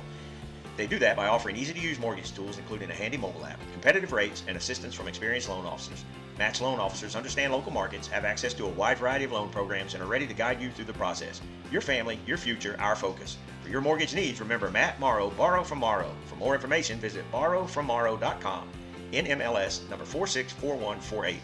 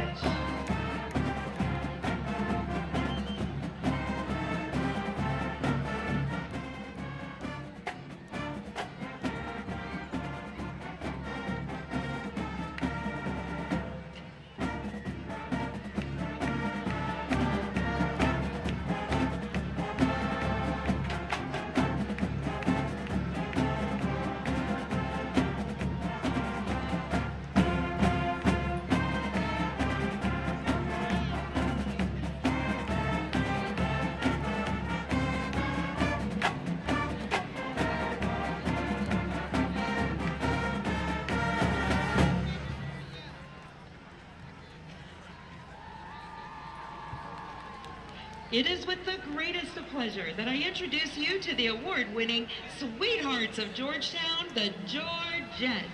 The Georgette officers are Lieutenant Katie Albin, Lieutenant Ashley Adler, Lieutenant J.J. Rosarelli, First Lieutenant Brentley McLean, and in the center, your 2025-2026 Georgette Captain Ella Lishka. The Georgette socials are Raylan Grass, Caitlin Hamilton, Zoe Parker, and head social, Tammy Vogler. Social butterfly is Katie Graves. Officer's choice is Genevieve Kazmaier, and the Georgette of the week is Allison Martin. And now watch the Georgettes as they perform a jazz kick routine to the smash hit, Hey Look Ma, I Made It.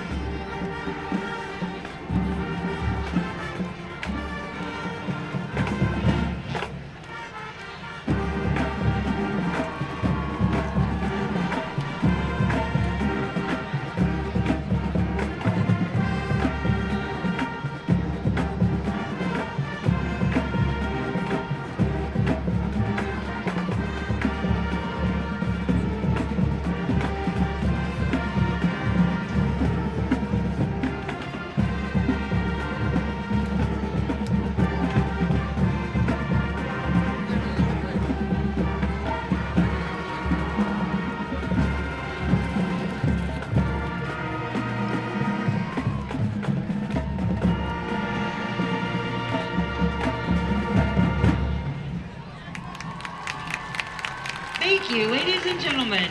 The Georgettes are under the direction of Mrs. Crystal Rockley.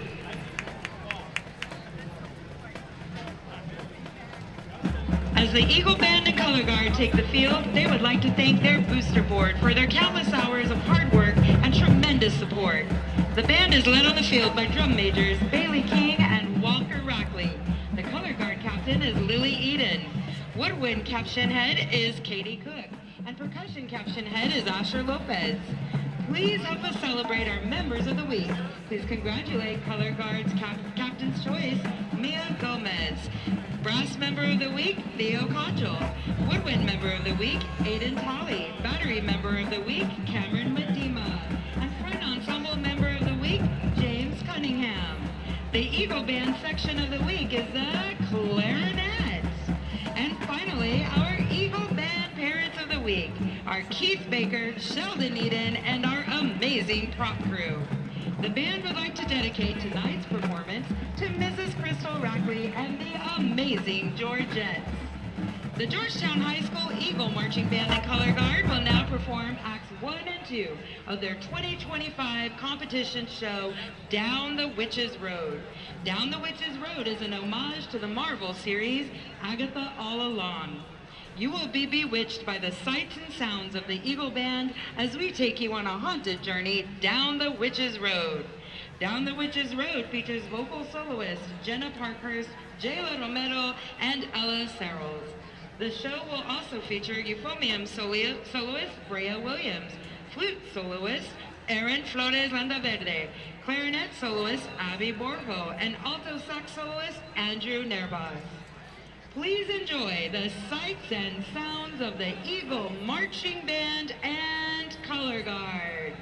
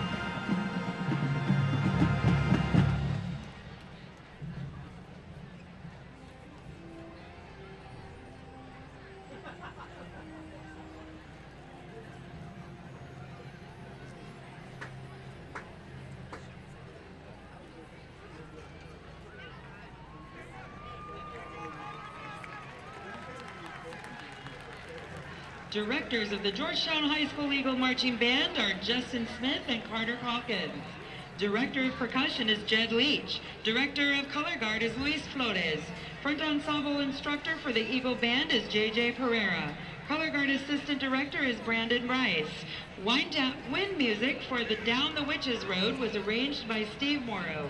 Percussion arrangements were created by Jed Leach, Andres Morales, and Blair Hogue with the Hogue team of Fairway Independent Mortgages, your local lender. With over 22 years of experience, Blair and his team are here to guide you through every step of your home journey. Whether you're buying, refinancing, or pulling equity out for debt consolidation or home improvements, when you think mortgage, think Blair Hogue with the Hogue team. We are conveniently located on the square in Georgetown. Visit us today or call 512-717-9912 and let's get started on your path to home ownership. Struggling with addiction or know someone who is? There's light at the end of the tunnel, and it shines bright at the Oak Ridge Disciple House. As a 501c3 Christian ministry, they are dedicated to helping men aged 18 and older rebuild their lives free from the chains of drug and alcohol addiction. Be reminded, there's always hope, always a new beginning. Discover your fresh start with the Oak Ridge Disciple House. Proud supporters of Georgetown Eagle Football, because just like the Eagles, the fight at Oak Ridge never dies. Find out more at oakridgedisciplehouse.com.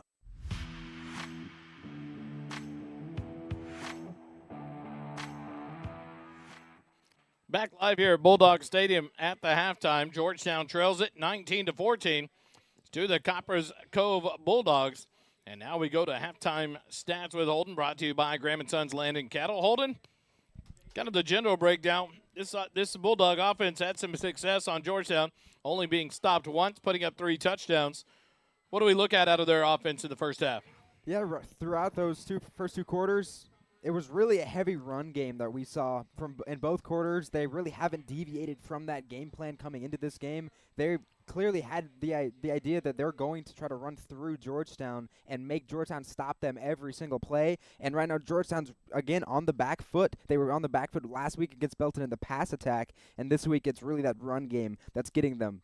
Copperas Cove's ran the ball 23 times for 113 yards. They're averaging 5 yards a carry, and they have the 2 scores on the ground. But interestingly enough, they've also thrown the ball 13 times, 11 completions. One obviously was a spike, so really 1 incomplete pass for 115 and a score as well. They've ran more than double the amount of Georgetown's plays because they're having these long, sustained running the ball drives that are really eating away this clock and preventing Georgetown from really matching their score on the other end by preventing them from having multiple opportunities. Georgetown's, when they've had the ball, they've scored every drive except one, I believe. They're only 5 of 6 throwing the ball for 53 yards. They've ran it 11 times for 60 in the one score. Obviously, one of their drives was only 28 yards, so not a lot of yardage to rack up in that scoring drive. But still, Copperas Cove offensively right now is looking very lethal. And both the run game and in the pass game, when they need to throw, they've been highly successful and highly efficient.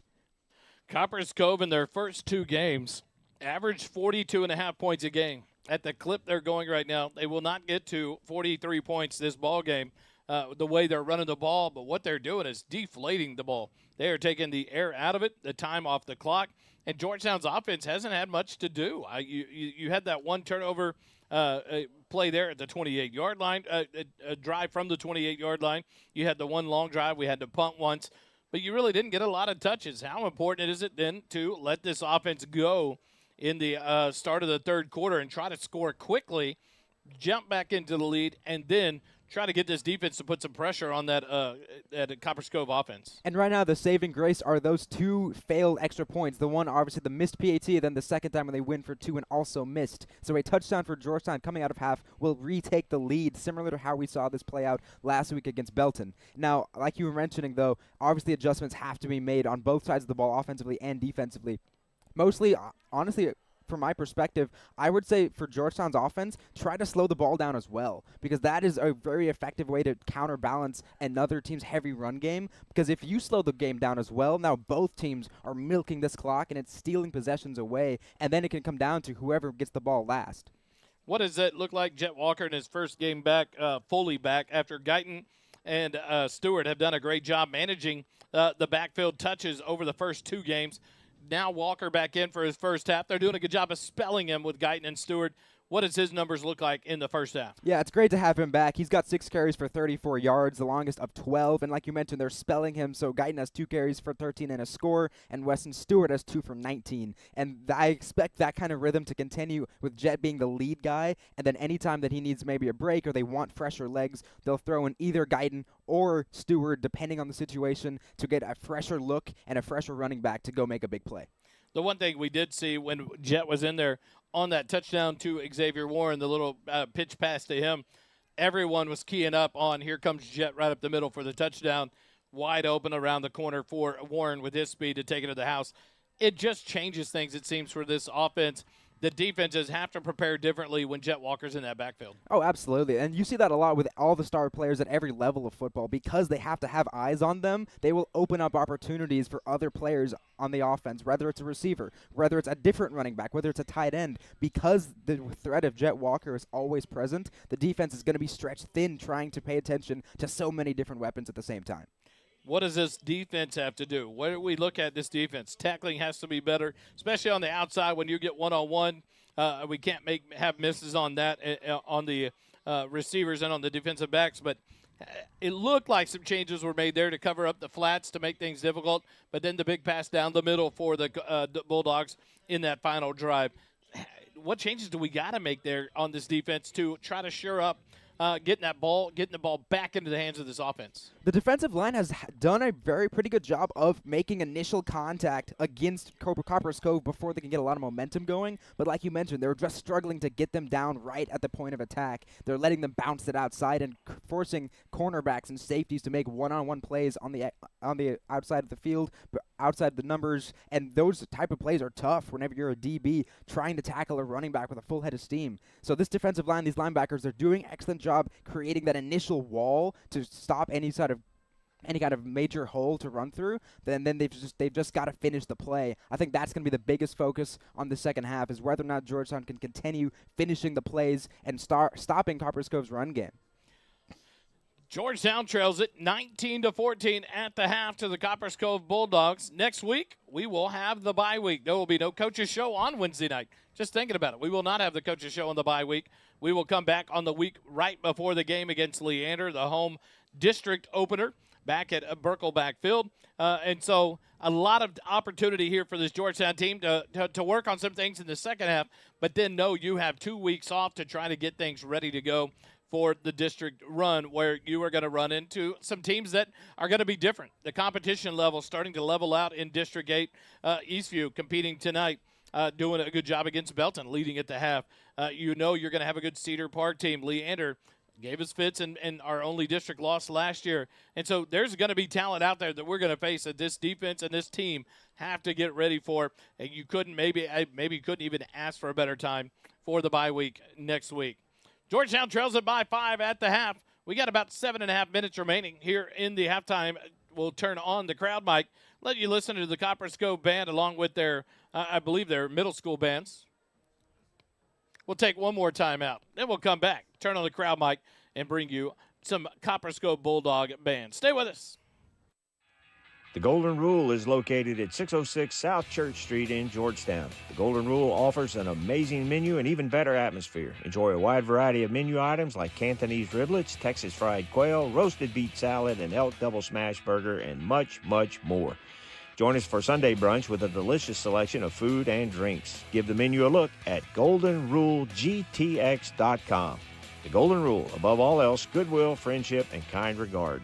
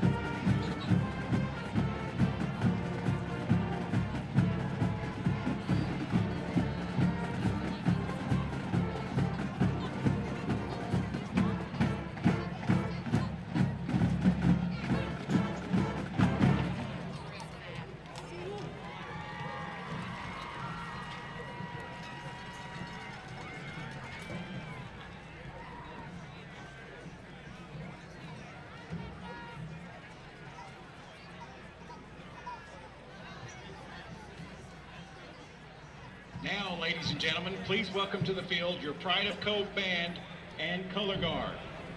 The band is led. Blair Hogue with the Hogue team of Fairway Independent Mortgages, your local lender. With over 22 years of experience, Blair and his team are here to guide you through every step of your home journey. Whether you're buying, refinancing, or pulling equity out for debt consolidation or home improvements, when you think mortgage, think Blair Hogue with the Hogue team. We are conveniently located on the square in Georgetown. Visit us today or call 512-717-9912 and let's get started on your path to home ownership.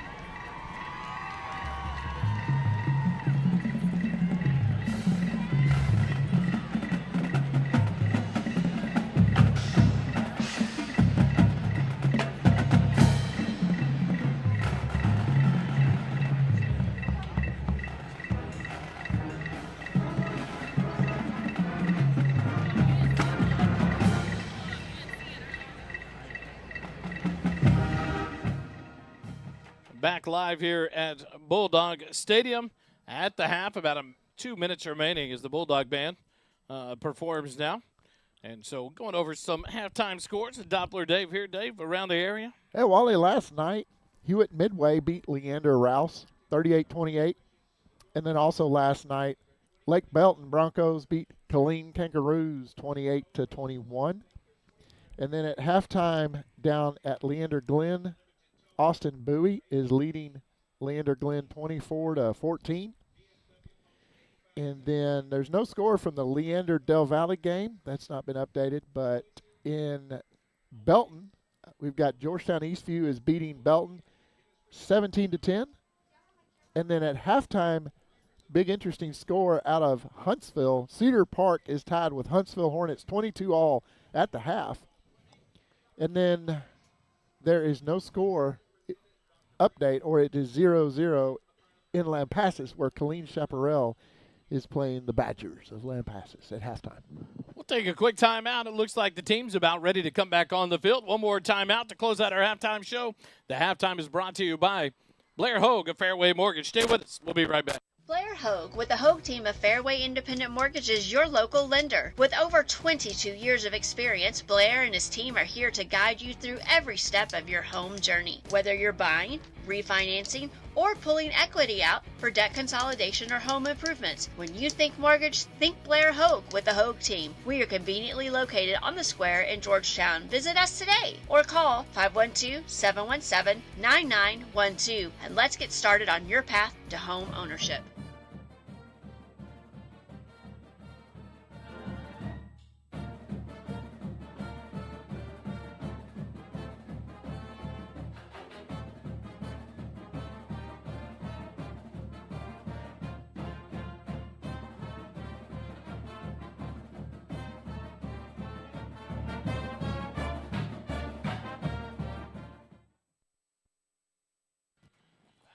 Bulldawg Stadium. It's whenever we're ready, y'all give me a heads up. We'll go back live. Y'all talk. I'm going to go. I'm busy. As the Eagles come back for this second half, the second half is going to be very particular. They get the ball back to start this second half. Dave, this is going to be a crucial drive for this Eagle team.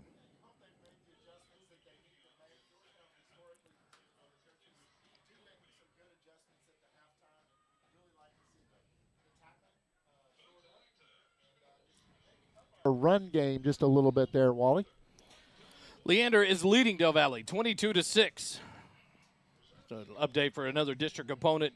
Leander having a rough start. They played a couple of teams playing Del Valle tonight.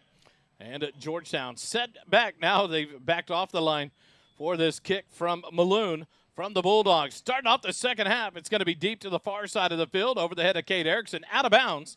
And another flag whistled here on the Copperas Cove Bulldogs. So special teams has been quite the chaotic mess for Copperas Cove tonight, of all things, with the kick off the field, the extra point off the field goal post, no good. Then the bad snap and the throw out of the back of the end zone on the 2-point conversion. The kick's out of bounds. Georgetown offense has an opportunity here to start the second half with great field position and to create something and maybe just take this momentum, try to take the air out of the crowd here at Copperas Cove. You feel like the offense really needs to be very productive in the second half because of the things we're not seeing from our defense right now that we would like to see. Georgetown's going to take over 1st and 10 at the 30-yard line. Jet Walker will go out with McDougal in the backfield. 3 receivers right, none left. Walker to the left of McDougal, far side hash mark on 1st and 10. Now Walker will take the handoff back to the left side, finds a hole, runs over a defender up to about the 34-yard line. To be a gain of 4, bring up 2nd and 6. And quickly back to the line go the Eagles. Not a time to panic by any stretch of the imagination. Down 1 score, and a healthy dose of that running game might be a pretty good idea. Third quarter Georgetown football is brought to you by Graham & Sons Land and Cattle. Georgetown trails by 5 to have the opening possession here in the third quarter. 11:30 left as the clock continues to run. 1 receiver left, 2 right. McDougal moves Walker to the right, back to the left, hands it off. He gets outside the numbers. A stiff arm gets around a man, runs over another defender up to the 40-yard line. 33, credit for that. And they're going to mark him out at about the 38-yard line. And that'll bring up a 3rd and 2 now for Georgetown. You like the short yardage, and that's what you get when you've got your veteran running back in there who's committed to West Virginia. He's going to set you up for Caleb McDougal to do anything he wants to do.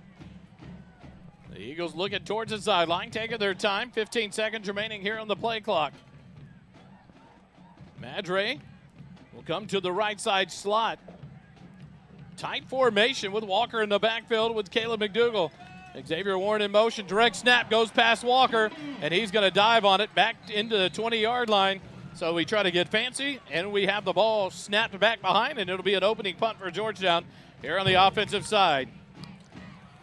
Those kinds of mistakes have plagued Georgetown, and Copperas Cove is playing a very, very good game tonight, but we have not done a lot to help ourselves, especially in situations like that. I feel like you've got 3 really good running backs. You need 2 or 3 yards. Punter stands back on the 5-yard line. Low snap, skips to him. And now a penalty. They'll blow it dead, even though the punt got away. He downed himself.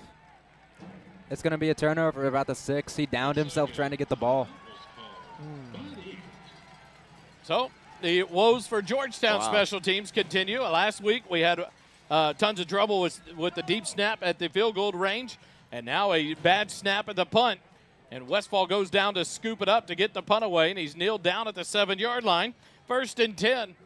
1st and goal for the Bulldogs with 10:34 left here in the third quarter. A 5-point lead and ready to punch it in here to take a quick, bigger lead in the third quarter. That's not the way the defensive coordinator for Georgetown intended this game to start out for the second half. Snap back to Davis, hands it to Dooley. He's hitting the backfield, escapes it, but slips down. Great effort there by the Georgetown defender. Looks like 29. Number 29, Easton Smith. Another great tackle there. Number 36 was the defender in the area, S.C. Espinoza. Espinosa gets some credit from the PA announcer, but it was Easton Smith closing in to get that trip up of Dooley. He slips down after the contact, and it'll back him up to the 13-yard line where it's 2nd and goal. So important if Georgetown can hold them to a field goal attempt here. Just vital for them to try to keep these guys out of the end zone and not extend this lead to Davis back, looks to throw, pressured, has to escape and run, and does. Up past the 10, 5, touchdown Copperas Cove. 9:47 left here in the third quarter, and they now lead it 25-14 after a turnover on downs on the down to punt attempt at the 7-yard line. You get pressure, you cover up the receivers, and then you don't contain the quarterback Davis, and he runs for the 13-yard touchdown. And we talked about it before the game even started, about everybody taking care of their assignments and contain. Last week, that outside containment killed them, and today it's been that inside ability to open up the run up the middle. Bulldogs will go for the extra point. Snap is back. The kick by Legler is up, and it is good. And the Bulldogs lead it by 12. 26-14, 9:47 left here in the third quarter. Quick timeout. Eagle football continues in just a moment. For an old-fashioned dining experience, visit Goldberger Diner on the square in Georgetown. When you walk into this 50-style diner, you'll be greeted with a smile and treated like family. Enjoy breakfast served anytime, or come for lunch or dinner and enjoy a great burger, chicken fried steak, old-fashioned liver and onions, or any of the great tasting food on our menu. Goldberger Diner is located at 109 West 7th Street in downtown Georgetown. Goldberger Diner, serving great food to great people.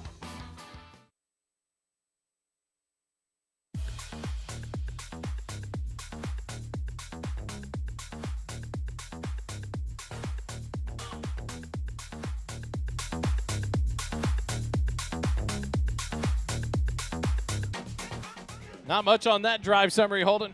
Yeah, two plays, 7 yards in total, 43 seconds came off the clock. And about as bad of a start Georgetown could have hoped for, could have dreamed about, had a nightmare for coming out of the second half. That was a beatdown of the middle 8 that Georgetown just took on this ball game. Kick to the far side. Erickson back, fields it at the 3-yard line, runs backwards towards the goal line, coming near side, up past the 5 to the 10, being pursued and gets smashed at the 10-yard line. Let the ball go, goes through the end zone, we get a touchback. Georgetown special teams right now is killing this football team. Wally, we see a much, much more disciplined, athletic Copperas Cove team this year than we've seen in quite a while. And this coaching staff for Cove has done a great job of getting these guys ready to play football tonight. And we see the youth and inexperience on the Georgetown side really costing them against a very, very good Copperas Cove team. And Coach had talked about it in the coach's interview. This is not going to be a Copperas Cove team that you can sleep on. They tried to get the series canceled, but it was too late. 1st and 10 from their own 10-yard line. They're going to spot it at the 11. McDougal in the backfield, 3 receivers left, none right. Guyton in the backfield with McDougal, hand it off, coming right side, follows the blockers, gets outside, makes a man miss, and then taken down at about the 15-yard line. A gain of 4 by Guyton brings up 2nd and 6 for the Eagles. Really sure tackling Cove team. They've done a good job, even when there's been some good gains, of not letting them get much yardage after contact. Kenyon Donnell came over to finish up the tackle there, the senior linebacker for the Bulldogs. And Georgetown now finds himself 2nd and 6. Scoreboard didn't really read right here at the stadium. 2nd and 7 from the 15. The ball started on the 11. A gain of 4, 2nd and 6. Snap back to McDougal. Near side, looks left, throw out in the flat. Catch made by Madre. Up past the 35, 40, and falls forward after a shoestring tackle. A nice gain there, and Copeland Madre gets his first catch, and quickly to the line go the Eagles. Borrow from Morrow first down, up to the 42-yard line. 2 receivers left, 2 right. Quick snap back to McDougal, hand it to Guyton, coming right. Has a man there, tries to stiff arm, but falls to the ground.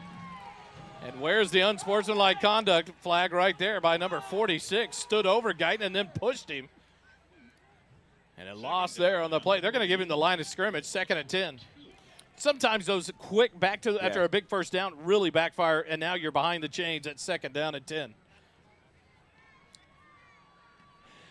Yeah, that was good to get us out of our own end zone and get closer to flipping the field, which would be would really help our defense out and spend some time so the defense can get a break. Two receivers left, one right. Walker to the right of McDougal, near side hash mark. Snap back, hand it to Walker. Left side, cuts up the middle. Knees taken out from below. And he gets forward to about the 44-yard line. Now it'll be a gain of about 1 or 2. Bring up 3rd and 8 for the Eagles. Huge third down in this second half. Enormous third down, and the Eagles have got to find something in some weak point in this Bulldog defense and exploit it. They've had some success in the middle of the field. Let's see if they go back there. 3 receivers left, 2 right. Empty backfield for McDougal, middle of the field on 3rd and 8. There's movement up front. They get offense or defense. And that 5 yards should help us, hopefully, if it's. He made contact, right, Wally? It looked like it. I don't know if they got our offensive line moving for him or. So we'll look towards the referee. It's going to be offsides on the defense, number 55, Sione Paulo, the junior DL. Defensive lineman, 5-yard penalty, and now Georgetown with a manageable 3rd and 3. They get some help there, a big third down. It's starting to get a little chippy out there, and I start seeing some players mouth, and both teams have done a good job of pulling their guys back so there's no unsportsmanlike conduct. Empty backfield, 3 receivers left, 2 right. Almost got number 9, Elijah Lynn, to jump on back-to-back plays. Now McDougal in the empty backfield, middle of the field on 3rd and 3. Clap of the hand, snap back. Here comes pressure. McDougal across the middle, caught by Warren. That's a borrow for Morrow first down into Copperas Cove territory, down to the 42 of Copperas Cove. Nice job of going to the veteran receiver. He was covered decently there, but nice pass right in the money for the first down. Yeah, we just need McDougal to distribute the balls to the playmakers, and that time to the UCLA commit. 2 receivers right, 1 left. Walker to the left of McDougal. Middle of the field on 1st and 10. Snap back, hand it to Walker. Hit in the backfield. Breaks the tackle, comes out near side, outside the numbers. 40, 35, up to the 30. And Jet Walker, a big run there. That'll be enough for a borrow for Morrow first down. The stand referees are here tonight. 1st and 10 from the Copperas Cove 30. Nice run there by Walker. I tell you what, Jet was hit in the backfield for would have been a 2 or 3 yard loss. Kelly busted outside the numbers, picks up a first down. And that's what we missed from last year. Yeah, and with Walker, you can't tackle his shoulder pads like that. You got to take him off his feet, and that's a lesson learned for that defensive lineman. He tried to wrestle him to the ground up high, and that's just not going to work. 2 receivers left, 2 right. Walker to the left of McDougal. Snap back, fake the handoff. Look at across the middle. Xavier Warren overthrown by McDougal. It's incomplete. That'll bring up 2nd and 10. McDougal was really excited because Xavier was wide open and had run a really good route and beat the defensive back, but just a little anxious on that pass. Didn't have his feet under him really well like you want to see. And that's a pass that Caleb would want to have back and redo 9 out of 10 times. With Xavier Warren that open across the middle, he was headed towards the A in Dogs in the end zone on that one. 2nd and 10 from the 30-yard line of Copperas Cove. Near side hash mark, 2 receivers right, 1 left. Stewart in the backfield. Fake the handoff, give it off. Warren in a wide receiver screen, and he'll get forward. Breaks the tackle all the way inside the 25 down to the 24-yard line. That's a gain of 6 on 2nd down. It brings up 3rd and 4 for the Eagles. 5:55 remaining as the clock runs here in the 3rd quarter. Really the first time we've seen Cove have some problems with the tackles there, and on this drive, 2 big tackles broken that have given the Eagles fresh breath, new life. A big third down here from the Copperas Cove 24 on 3rd and 3. 5:35 as the clock continues to run. Stewart offset to the left of McDougal, near side hash mark. And now Westfall in motion. Snap back to McDougal, hand to Stewart, right side, gets outside the numbers, runs over a man inside the 20. That'll be enough for a borrow for Morrow first down right at the Copperas Cove 20-yard line. So a big run there by Stewart. Now offense continues to drive here with 5:20 remaining in the 3rd quarter. Got to have points. You've had a good drive, sustained a nice drive, taking a little bit of time off the clock, giving your defense a rest like Dave was talking a little bit earlier. You cannot come up empty on this drive. 2 receivers right, 1 left. Madre, the lone receiver, left. Stewart in the backfield to the left of McDougal. Near side hash mark on 1st and 10 from the 20. McDougal send Warren in motion. Snap back to McDougal. Hand it to Stewart. Right side. And he's wrapped around the neck and taken down right at the line of scrimmage. They'll mark him at the 19. Tackle by Gilbert Davis brings up 2nd and 9 now as Walker checks back in for Stewart in the backfield. Really, really sure tackle right there. Shutting that down. If he's able to break that tackle or the defender doesn't make that tackle, that's probably going to be a first down. The Eagles taking their time here on the plays on this drive. Only one time have they really shot back up to the line after the big pass play to Madre. Clock ticks under 4 minutes and 10 seconds remaining here in the third quarter, down by 12. Tick, tick, tick. 2 receivers left, none right. Walker to the right of McDougal. Snap back, hand it to Walker, left side. Tries to find a hole, bottled up, dropped at the 20-yard line, a loss of 1. That'll bring up 3rd and 10. I'm guessing here at this point in the game with the score as it is right now, this is going to be 4-down territory. They're going to give him the 19, so no gain on the play. 3:40 remaining here in the third quarter. 3rd and 9 for the Eagles from the far side hash mark. 2 receivers left, 2 right. Walker in the backfield to the right of McDougal. Look to the near side, change up the play. And now a timeout called, the first of the half, called by head coach Chuck Griffin of Georgetown, and we'll take it with him. 3:18 remaining here in the third quarter. Georgetown trails it 26-14 to Copperas Cove. Eagle football continues in a moment. Holden's first half stats, the third quarter, and post-game wrap-up are brought to you by Graham & Sons Land and Cattle. Graham & Sons is a cow-calf operation here in Central Texas, growing calves, cotton, corn, and wheat for commercial customers. Austin Graham and his team of crazy cowboys and cowgirls produce some of the best-tasting meat the first responder broadcasting team has ever eaten. Thank you, Graham & Sons, for your support of our broadcast of Georgetown Eagle football.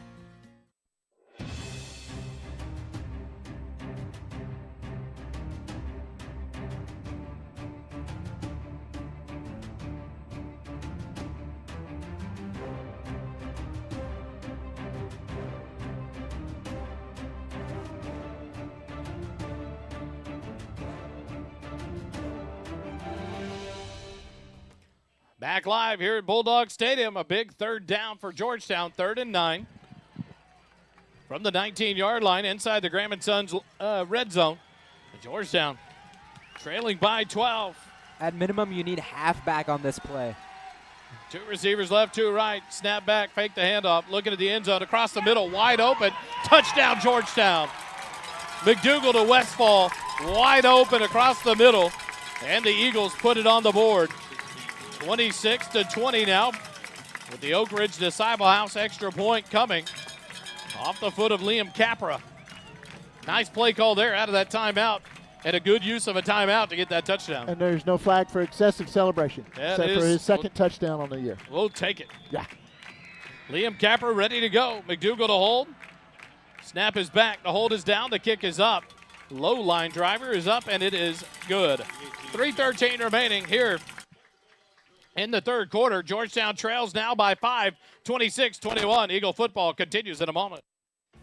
First Downs are sponsored by Morrow from Morrow. Longtime supporter of our broadcast, Matt Morrow and his team are dedicated to providing the best mortgage experience possible. They do that by offering easy-to-use mortgage tools, including a handy mobile app, competitive rates, and assistance from experienced loan officers. Matt's loan officers understand local markets, have access to a wide variety of loan programs, and are ready to guide you through the process. Your family, your future, our focus. For your mortgage needs, remember Matt Morrow, Borrow from Morrow. For more information, visit borrowfrommorrow.com. NMLS number 464148.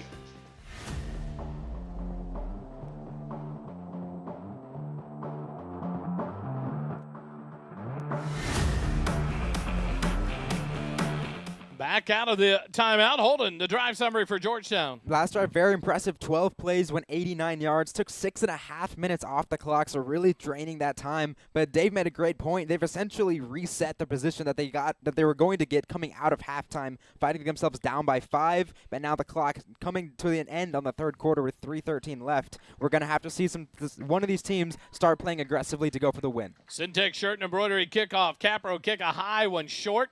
Center of the field, fielded at the 10-yard line. Coming near side, outside the 20, 25, has an open lane, 30, 35. There comes the flag, and that'll back up the Bulldogs again His number 22, I believe it is, Trey Jackson, the senior linebacker, is going to be whistled for the hold. And so the returns being negated, good returns being made by the Bulldogs, Kelly, but they've been negated by penalties. Yeah, they've had some struggles on special teams as well. Offense and defense are playing really well, but they've had some struggles on special teams. Now we got to see if Georgetown can take advantage of the mistakes of the Bulldogs. So we'll look towards the referee as he discusses here with the side judge.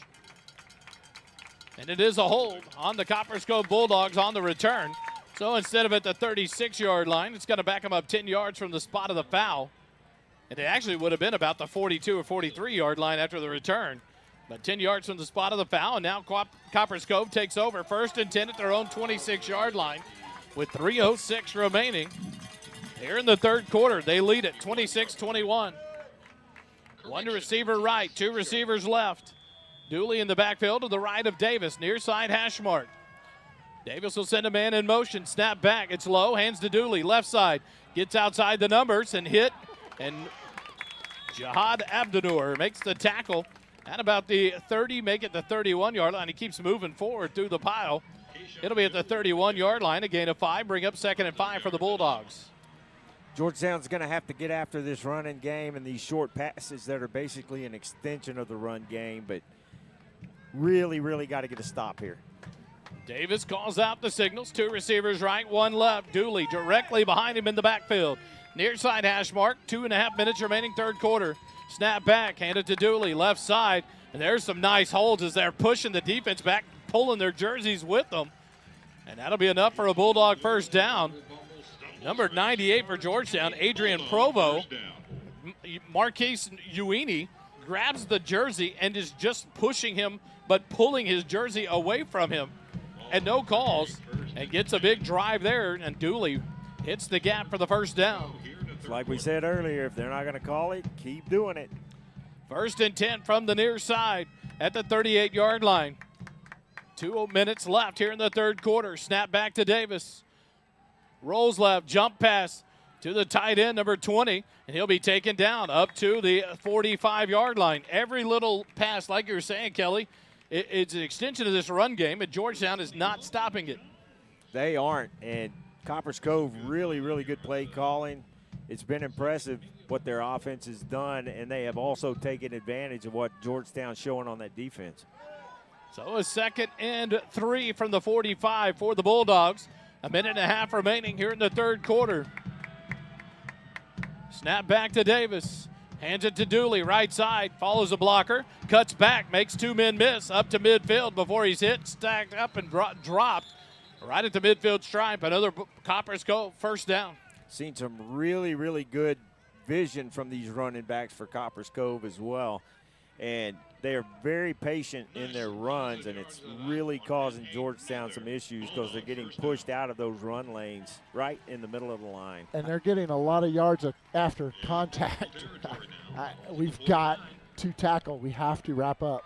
They're just, I don't know. I don't know if they're big, fast, slippery, you know. 1st and 10 from the midfield stripe. Snap back to Davis, empty backfield, looks right, throws it out in the right flat. And the pass is incomplete to number 12, Trayton Callum. The sophomore wide receiver dropped it. That'll bring up 2nd and 10. They're marking it at Georgetown 49 now. It was more out towards 50-yard line on the tackle for Dooley on the first down run. But now it'll be 2nd and 10 from the 49 of Georgetown. 1:03 remaining here in the third quarter. You got to get this quarterback off of his rhythm. He's having time back there, has had a little bit of pressure, but you got to dial something up on that defense to try to get him uncomfortable back there, and they've been unsuccessful to this point. Davis, quarterback keeper, the right side, hit, spins off 2 tackles, and then motors forward all the way up to about the 42-yard line. That'll be a gain of 7 and bring up a 3rd and 3. And so you're exactly right, Kelly, right there. There was no fake pass. There was no fake handoff. He immediately tucked it and followed the big lineman around the side. A big third down here for the Eagles. For the Eagle defense. 3rd and 3 on the 42. They got to get to the Georgetown 39. Clock runs under 40 seconds remaining here in the third quarter. Looks like another quarterback came in the game. Number 4. In the backfield, number 4, TJ Hokut. He'll keep it. Left side, pitches it to Jones on a tight end around. They do it every time, and we can't get the play, and he's finally chased down from behind on a big gain. A nice tackle by Easton Smith to stop it from a touchdown. But all the way up to the Georgetown 27-yard line. Another extension of that running game, and Coach Rodney Southern's play calling is phenomenal. Sure is, and I think they're going to let this time run out, get to this fourth quarter, and keep that ball out of Georgetown's hands as long as they possibly can. The Graham & Sons Landon Cattle third quarter comes to an end. Georgetown trails it 26-21 to Copperas Cove. We'll take a timeout. Be back with more Eagle football in a minute. Insurance, financial, and HR services are more valuable when they consider your specific needs. That's why Higginbotham Insurance Brokers works hard to understand your priorities so we can get you covered on day one and provide year-round value. From risk management and claims advocacy to benefit plan design and administration, the specialists of Higginbotham are here to turn your uncertainties into possibilities. Contact Jake Hubenak at 737-245-1303 or visit the website at higginbotham.com.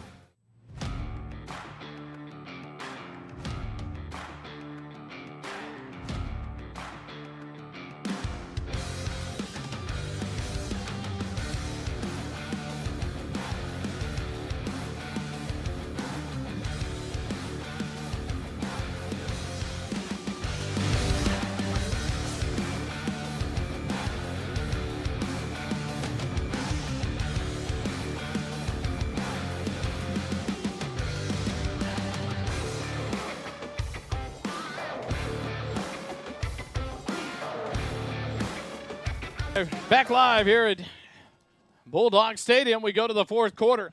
Copperas Cove driving, and they have a 5-point lead, 26-21. And they have it first and 10 at the Georgetown 27-yard line. Sure could use a takeaway right here. Davis sends a man in motion. Snap back. He'll hand it to Dooley. Coming right side. There's the hold on Malachi Miller, and no call. How do you not throw the flag? Coach Griffin beside himself, the near side line judge. Malachi Miller got spun around, his jersey almost taken off his shoulder pads. Unbelievable. 2nd and 1 on a 9-yard run by Dooley. But like you said, Kelly, they don't call it, keep doing it. 2nd and 1. Inside the Georgetown 20 at the 18. Snap back to Davis. Nope, a fake clap, almost drew a jump by Georgetown. Now gets the play call. Dooley behind him, near side hash mark. Got a false start by Wally. Nate Jones in motion, back to Davis, handed to Dooley, left side, hitting the backfield, and what a tackle there. Who was that?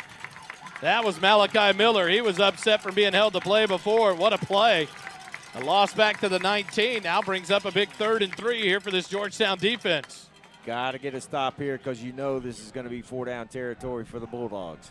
Nice tackle by Malachi Miller, the senior linebacker for Georgetown.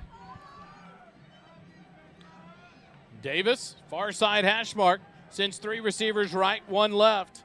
A different running back in the backfield. It's a big one. Jordan Arrington, the sophomore, now sends a man in motion. Snap back to Davis, looking left. Pressure, throws across the middle, and it's incomplete through the hands of Ashton Adams, the junior wide receiver. And that'll bring up 4th and 3. So does Coach Southern go for the 4th down? Or does he go for the field goal and try to make it an 8-point ball game?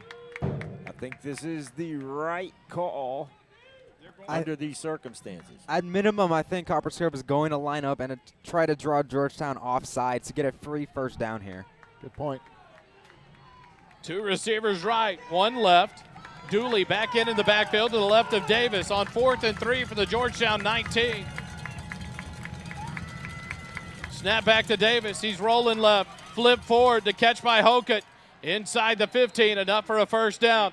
They've run the same play 18 times tonight, and we've stopped at 0. Yeah. How many times can we have an open tight end get a freaking quarterback underhand flip and go for yardage? For this defense is just having a hard time picking that up. What a play call. You give credit to Coach Southern. he's using that play at the right times, but he does it every third and fourth down, and we're not getting it. Yeah, and he doesn't do it to just one side. They have moved it around. They run it to the right, left, in the middle, and it has been very effective every time they've called that play. I would imagine if you're a coaching staff, you put a check mark by that play if it's successful, and the more check marks you have by a play, until they stop you, right? And at halftime, you would have thought we'd have had a ton of check marks on do not let that play occur. And we don't read it. Here comes Nate Jones in motion to the right. Snap to Davis. He's rolling left, going to run. Cut back inside the block, and he'll be taken down outside the 10-yard line. They're going to mark him down at inside the 12, 13-yard line. It's hard to tell from the far side of the field. And that'll bring up second down now for the Bulldogs. Looks like a gain of 2 to the 13. So it'll be a 2nd and 8 here. 9.5 minutes remaining. Georgetown gives up a touchdown here. They've got to score quickly because the Bulldogs will eat the clock. Yeah, they've done that all night long. Davis has 2 receivers right, 1 left. Now Jones in motion to the right side. Snap back, it skips back, picked up in the backfield, and the Eagles are going to hit it for a loss all the way back to the 14-yard line. As Dooley and Davis had a battle as a low snap there. Dooley took a shot. He comes up slowly in the backfield for the Bulldogs. So a big third down here, 3rd and 9. This Georgetown defense has got to answer the call here. 8:50 left. The clock continues to run. Dooley empties out, empty backfield. Need a turnover. And now Coach Southern and Copperas Cove are going to take a timeout. Looks like Coach Southern is not happy about having to call that timeout, Wally. 8:37 remaining here in the ballgame. Georgetown football continues in a moment. Instant replays are brought to you by J. Byron Custom Homes. J. Byron Custom Homes is an established home builder that is expanding into more areas of Central Texas, including Georgetown, Cedar Park, Leander, Marble Falls, and more. Whether it's a new custom home or a remodel of an existing home, J. Byron can meet and exceed your expectations. With over 50 years of building experience, J. Byron Homes will work hard to see that you have the house you want to call home. J. Byron Custom Homes, exceptional craftsmanship with a personal touch. For more information, visit our website at jbyronhomes.com.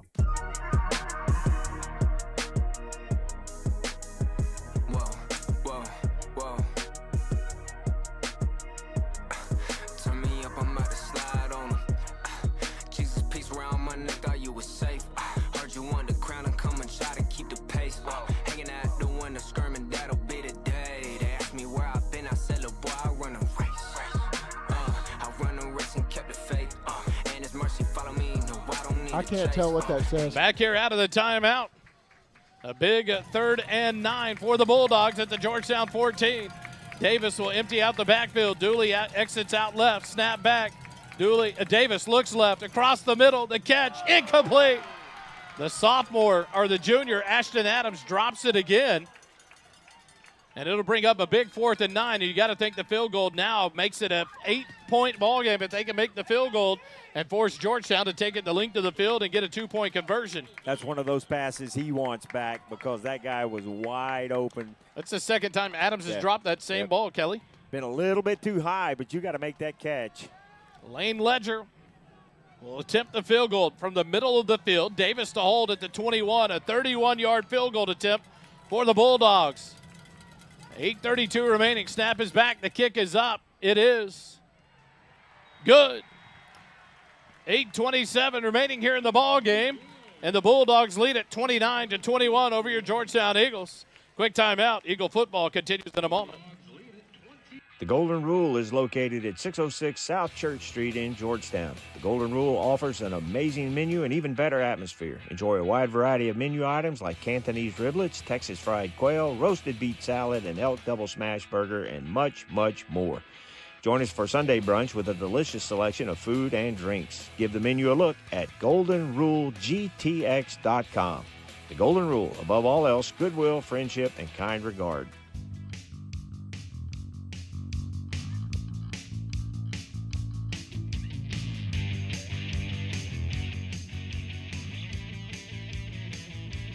Back here at Bulldawg Stadium, holding the scoring drive summary. Last drive was the longest so far, 15 plays, 74 yards, and a touchdown in 6 minutes, 45 seconds comes off the clock. And like we're talking about, this might be the last time Georgetown touches the football, given how effectively Copperas Cove has been able to milk this clock. So they have to get a touchdown. They have to tie the game right here. Holden, do you keep up with time of possession? I attempt to, yes. Okay. Right now, Copperas Cove has about 5 minutes longer of time possession than we do.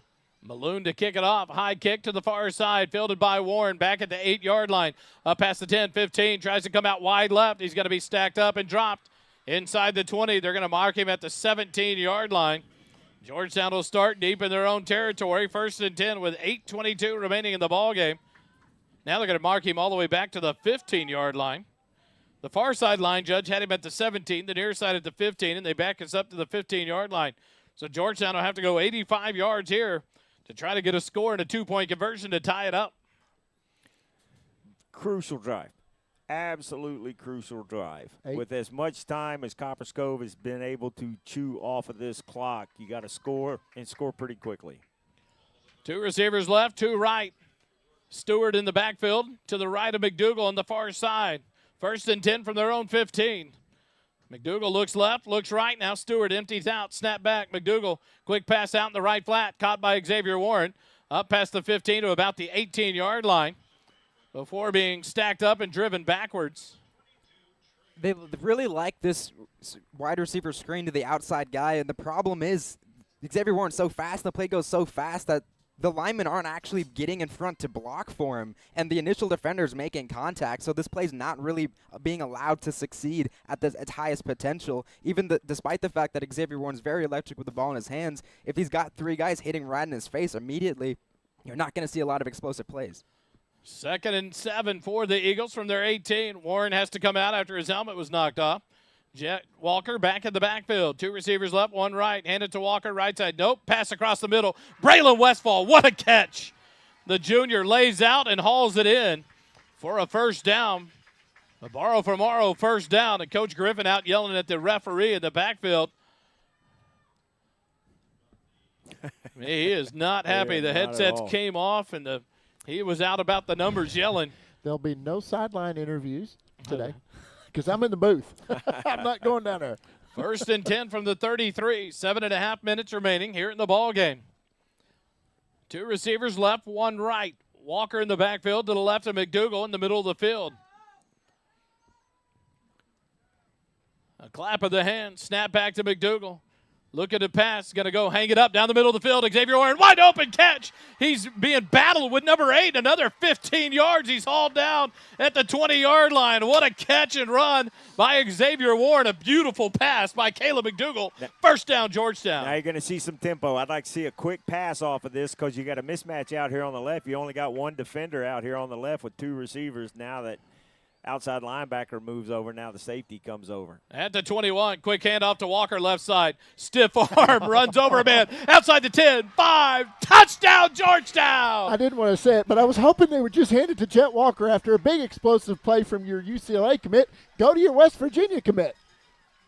21-yard touchdown run by Jet Walker after a faceplant stiff arm to one of the defenders, and Walker has his first touchdown of the season in Georgetown. A 2-point conversion away from tying this one up with 6:57 remaining. The 2-point conversion will be brought to you by Oak Ridge Disciple House. Josh Harris. We said we needed a quick score, and we got one. Now the defense has to do their part. The Eagle offense will set it up the 3-yard line for a 2-point conversion attempt, trailing 29-27. 3 receivers right, 1 left. Madre, the lone receiver left, empty backfield. Now in man in motion. Man off sides, free play, throw up in the end zone. It's outside the – almost you wonder at times. I get to talk to Caleb McDougal quite a bit at volleyball games when his sister's playing. 2 opportunities by Caleb that have been not even close when Xavier's been wide open.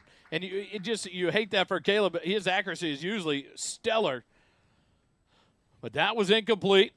But the offsides on the Copperas Cove defense will get another attempt from about the, half the distance, about the 1.5-yard line? Yeah. I see Papa Constantino in there. Isn't he a fullback? That he is. We'll see if they do a heavy package with Jet up the middle. So he's committed to Penn, I believe.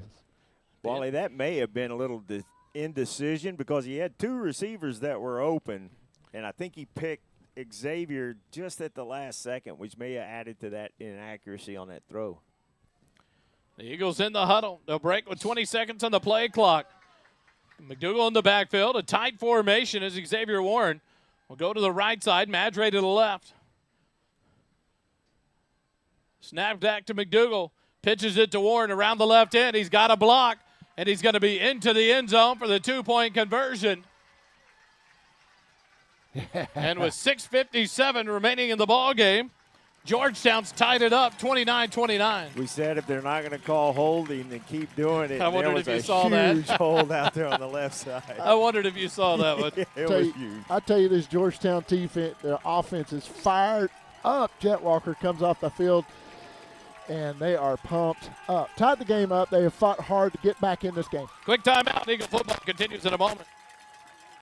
For all the fly fishing, hunting, and outdoor enthusiasts, River and Ranch Provisions is your one-stop shop for the gear you need. River and Ranch offers a large selection of outdoors and hunting supplies. Cody, Brad, Sam, and Tim have put together a high-end outdoors outfitter with high-quality services to make everyone feel welcome and important, regardless of your experience level. Come see what we have to offer at 807 South Austin Avenue in Georgetown, or visit our website at rrpgtx.com.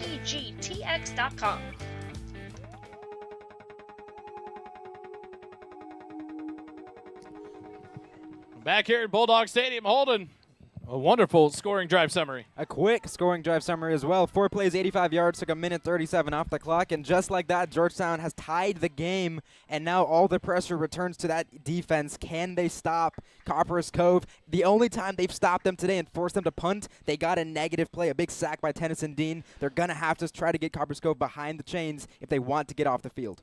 6:57 remaining here in the ball game. The kickoff by Capra, high, short, inside the 20, on the run, 25-30, 35-40, outside the numbers, out to almost midfield. And Nate Jones, the big return, and that's where this special teams offense, we've talked about this, it's questions that we ask amongst ourselves, but a three-pronged kickoff attack, you lose 2 tacklers on that, and we're not a team that kicks it deep. How big does that hurt this offense or this special teams on coverage? You just gave them a first down at midfield. Yeah, if you're going to kick that, it's got to be really, really high, and you hope for a fair catch. But there wasn't enough arc on that ball, so they were able to get a good return off of it and start almost at midfield. Jones was on a full sprint. 2 timeouts apiece for each team. Snap back to Davis. Turns, hands it to Dooley. Up the middle, tripped up, gets forward. They're going to spot him up to the 48 of Georgetown. Be a gain of 3 and bring up 2nd and 7 for the Bulldogs. Good job of getting in and stopping that before he can get a head of steam going. He was still able to stumble forward, and that's the advantage to running low, keeping those pads down, and leaning forward instead of getting knocked backwards. 2nd and 8. They're going to spot him down at the 49 of Georgetown. So it's 2nd and 8 in Georgetown territory. 2 receivers right, 1 left. Far side, Jones in motion to the left. Snap back to Davis. Handed to Dooley. Left side, dances, makes a man miss, but only for about 2 yards. A.J. Stevenson, balls out! Balls out!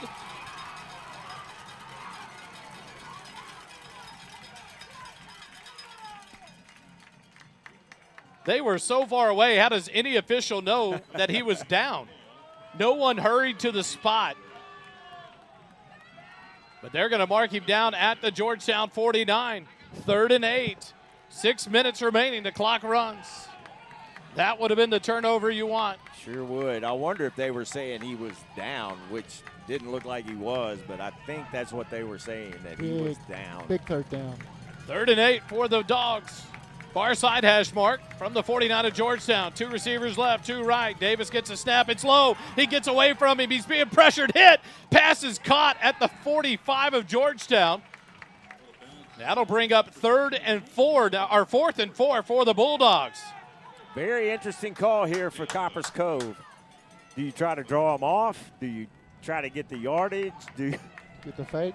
Can we please watch the tight end crossing pitch pass for 15 yards?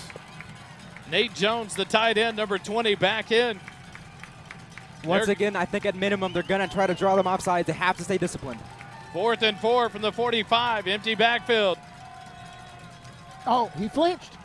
The center moved the ball. Okay. I was like, Copperas Cove is going to take their second timeout with 5 minutes remaining here in the ball game. Quick timeout. Eagle football continues in a moment. JMTs provides customized apparel and promotional items to small businesses, schools, and nonprofit organizations. Our services include screen printing, embroidery, and promotional items. Our game-changing direct-to-film printing allows JMTs to print full-color graphics on your garments. JMTs has the experience and confidence to take on any order. Visit the website at jmts.com or call us at 512-388-5555.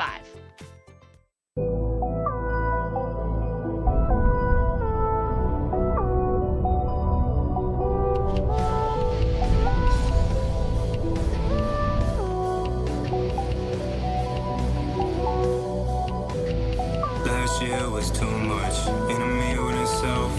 Whispers and aromas. Had to take him Back out of the timeout. Georgetown called the timeout. One official signal timeout Copperas Cove. One signal Georgetown. It comes off the board off Georgetown. They have one remaining. 4th and 4. Copperas Cove going for it. Empty backfield. 3 receivers right, 1 left, or 2 receivers left. They've got to get to the 41 of Georgetown. Davis has the snap back. He's looking. Pass down the middle, wide open. Caught at the 10-yard line. Hokut went and got it against the linebacker Mitchell. And it's 1st and goal. Copperas Cove. And they really had anything they wanted there because they also had number 12, Trayton Callum on a slant that would have picked up the conversion as well. Georgetown defense once again caught off guard and a big play for Copperas Cove. And now Coach Southern and the Copperas Cove Bulldogs are going to take their time. Georgetown only 1 timeout remaining. 4:35 remaining as the clock runs. Tied up at 29 apiece. 4th downs have been a struggle both these past 2 weeks for this defense. Belton was 5 for 5. Right now, Copperas Cove is 4 for 4. Davis gets the snap back with 1 second remaining on the play clock. Dooley, right side, tripped up. A great tackle by the Georgetown defender who was being tackled by the offensive lineman, Malachi Miller. Got the tackle. so you don't want them to score, but do you let them score so you've got some time to get back down there and a little bit more time since you're limited on your timeouts?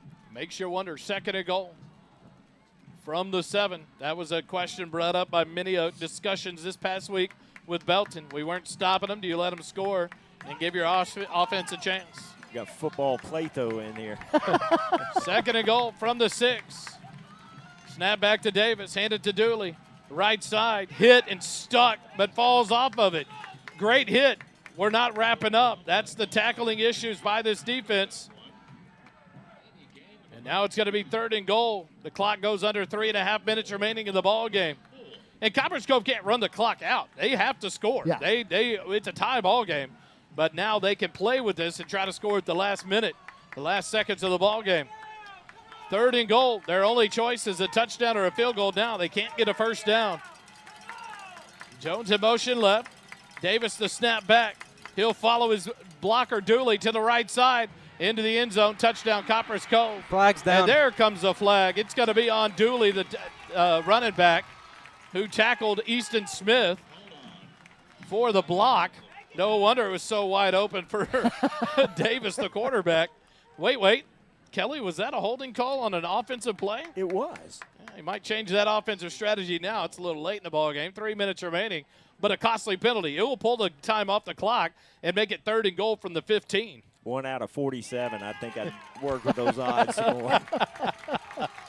But that was on the running back. The thing is, anything close around the line of scrimmage is not really being called tonight. Right, yeah. But the running back out exposed on the corner on the edge, he gets called for it, and now it's 3rd and goal from the 15. Inside the 15, just outside the 14-yard line of Georgetown. 3rd and goal. 3 minutes remaining as the clock stopped. Let's pull out some 3 strands here. Bend, don't break. Your corners can't let those receivers get behind them. Davis has Dooley to his left. Snap back. Fake the handoff. Looks out. Left flat. Catch made at the 10, and they'll be taken down at about the 8-yard line. And that'll bring up 4th and goal from the 8.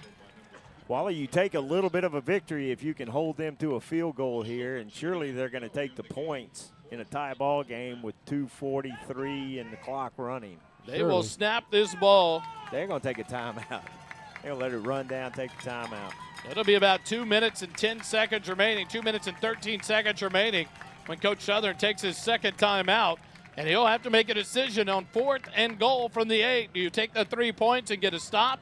Do you go for it and make Georgetown drive the length of the field? The problem is you just gave up the fastest drive of the night to Georgetown's offense in the last possession. I think I take the points if I'm Copperas Cove, but that's a pretty good reason why I'm up here and not down there. Timeout, Copperas Cove, 2:14 remaining in the ball game. We'll take it with them. Eagle football continues in a moment. Instant replays are brought to you by J. Byron Custom Homes. J. Byron Custom Homes is an established home builder that is expanding into more areas of Central Texas, including Georgetown, Cedar Park, Leander, Marble Falls, and more. Whether it's a new custom home or a remodel of an existing home, J. Byron can meet and exceed your expectations. With over 50 years of building experience, J. Byron Homes will work hard to see that you have the house you want to call home. J. Byron Custom Homes, exceptional craftsmanship with a personal touch. For more information, visit our website at jbyronhomes.com.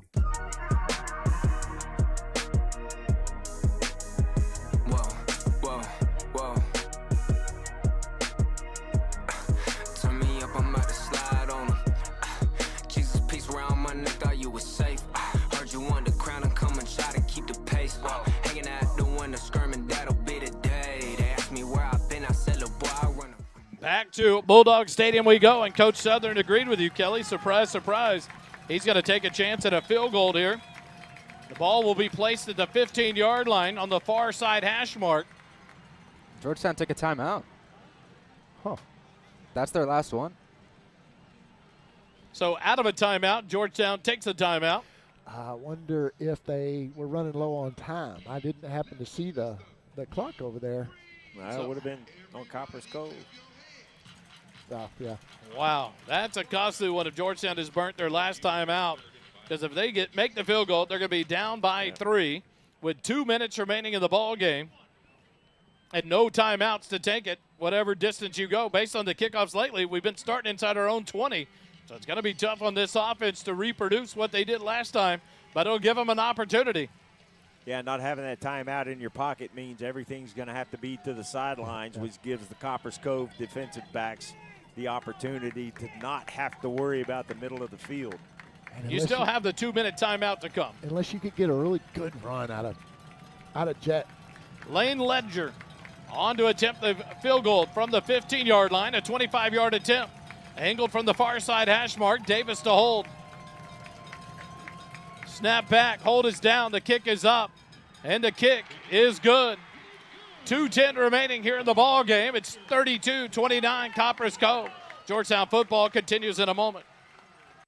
Instant replays are brought to you by J. Byron Custom Homes. J. Byron Custom Homes is an established home builder that is expanding into more areas of Central Texas, including Georgetown, Cedar Park, Leander, Marble Falls, and more.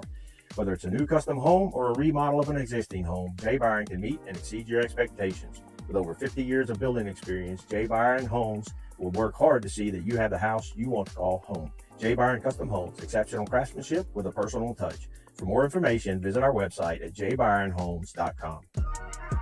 JMTs provides customized apparel and promotional items to small businesses, schools, and nonprofit organizations.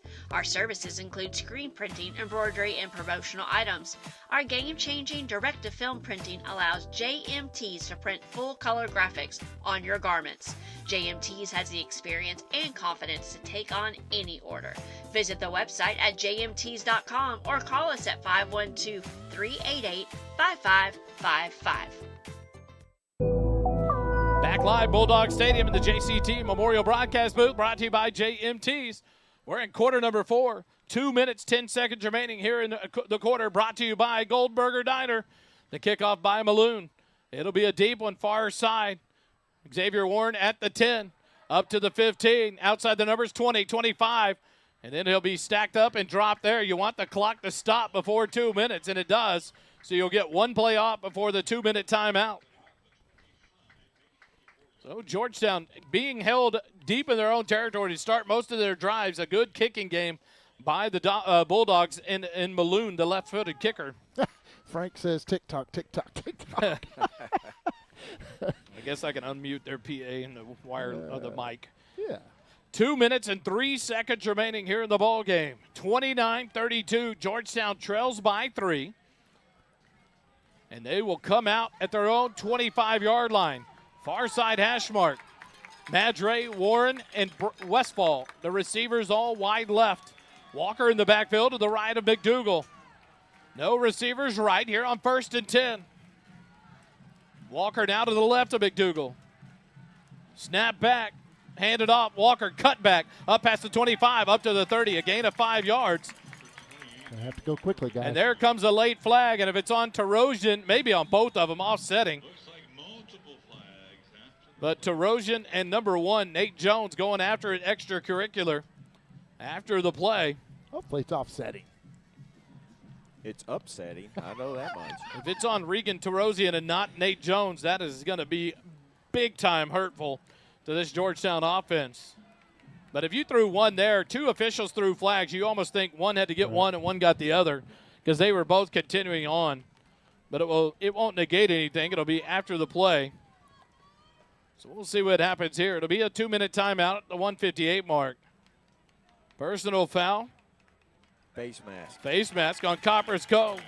15 yards. That's a big one for Georgetown. Quick timeout. Eagle football continues in a moment. The Golden Rule is located at 606 South Church Street in Georgetown. The Golden Rule offers an amazing menu and even better atmosphere. Enjoy a wide variety of menu items like Cantonese riblets, Texas fried quail, roasted beet salad, an elk double smash burger, and much, much more. Join us for Sunday brunch with a delicious selection of food and drinks. Give the menu a look at goldenrulegtx.com. The Golden Rule, above all else, goodwill, friendship, and kind regard.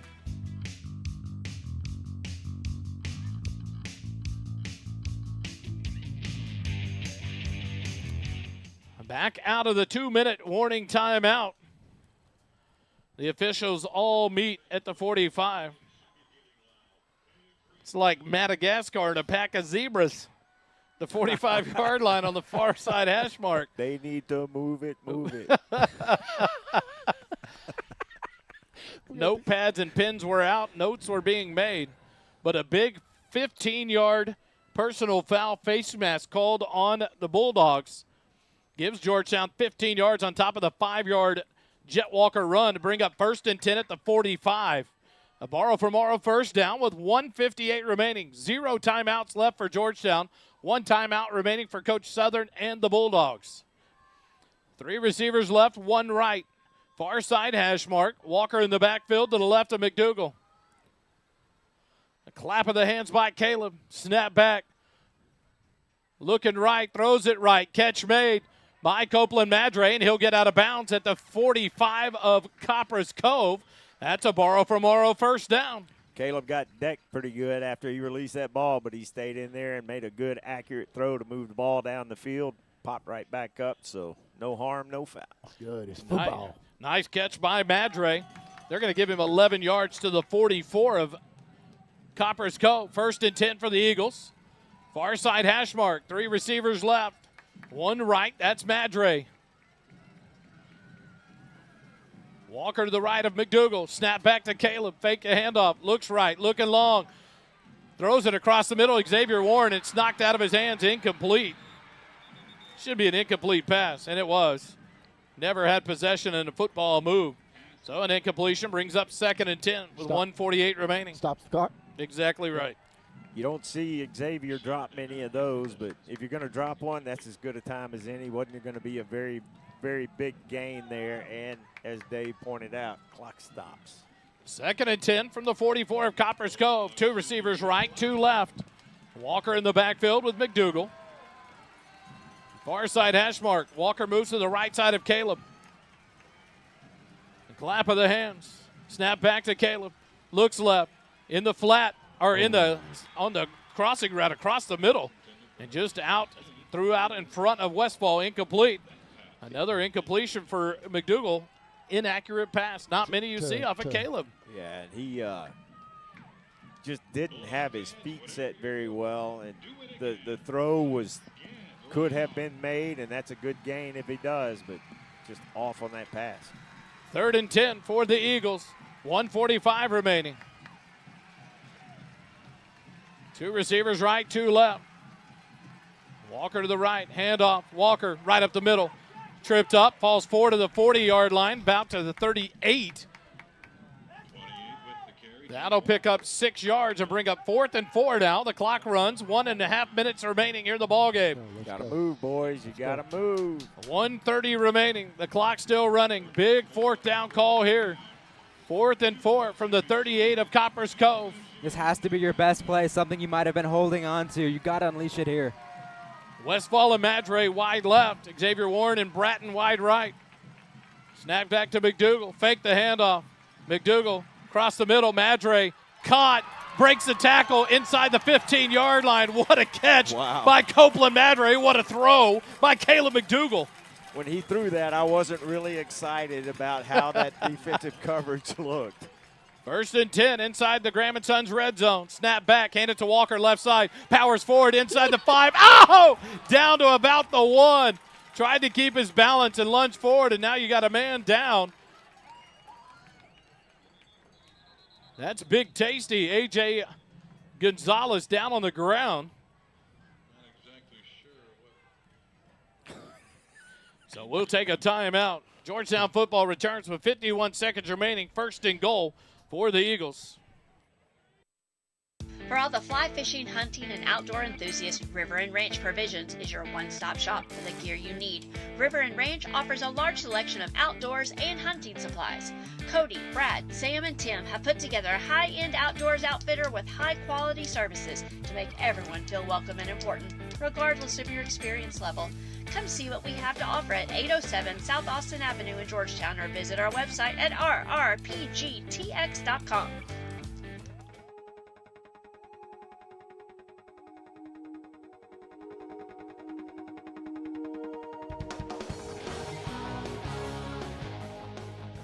The Golden Rule is located at 606 South Church Street in Georgetown. The Golden Rule offers an amazing menu and even better atmosphere. Enjoy a wide variety of menu items like Cantonese riblets, Texas fried quail, roasted beet salad, an elk double smash burger, and much, much more. Join us for Sunday brunch with a delicious selection of food and drinks. Give the menu a look at goldenrulegtx.com. The Golden Rule, above all else, goodwill, friendship, and kind regard.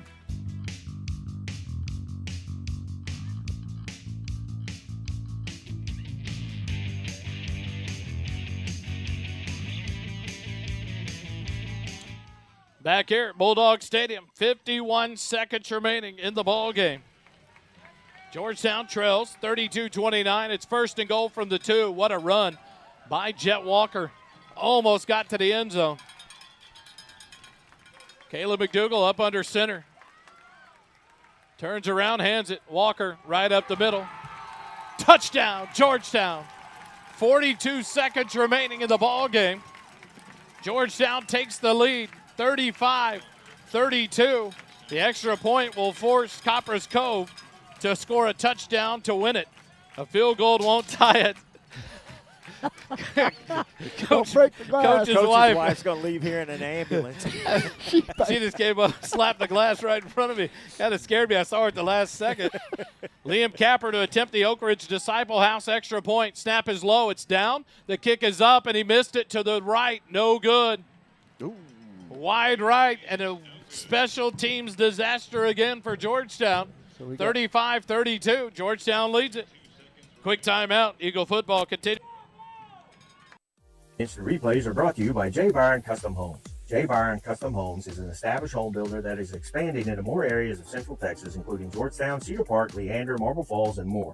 Whether it's a new custom home or a remodel of an existing home, J. Byron can meet and exceed your expectations. With over 50 years of building experience, J. Byron Homes will work hard to see that you have the house you want to call home. J. Byron Custom Homes, exceptional craftsmanship with a personal touch. For more information, visit our website at jbyronhomes.com.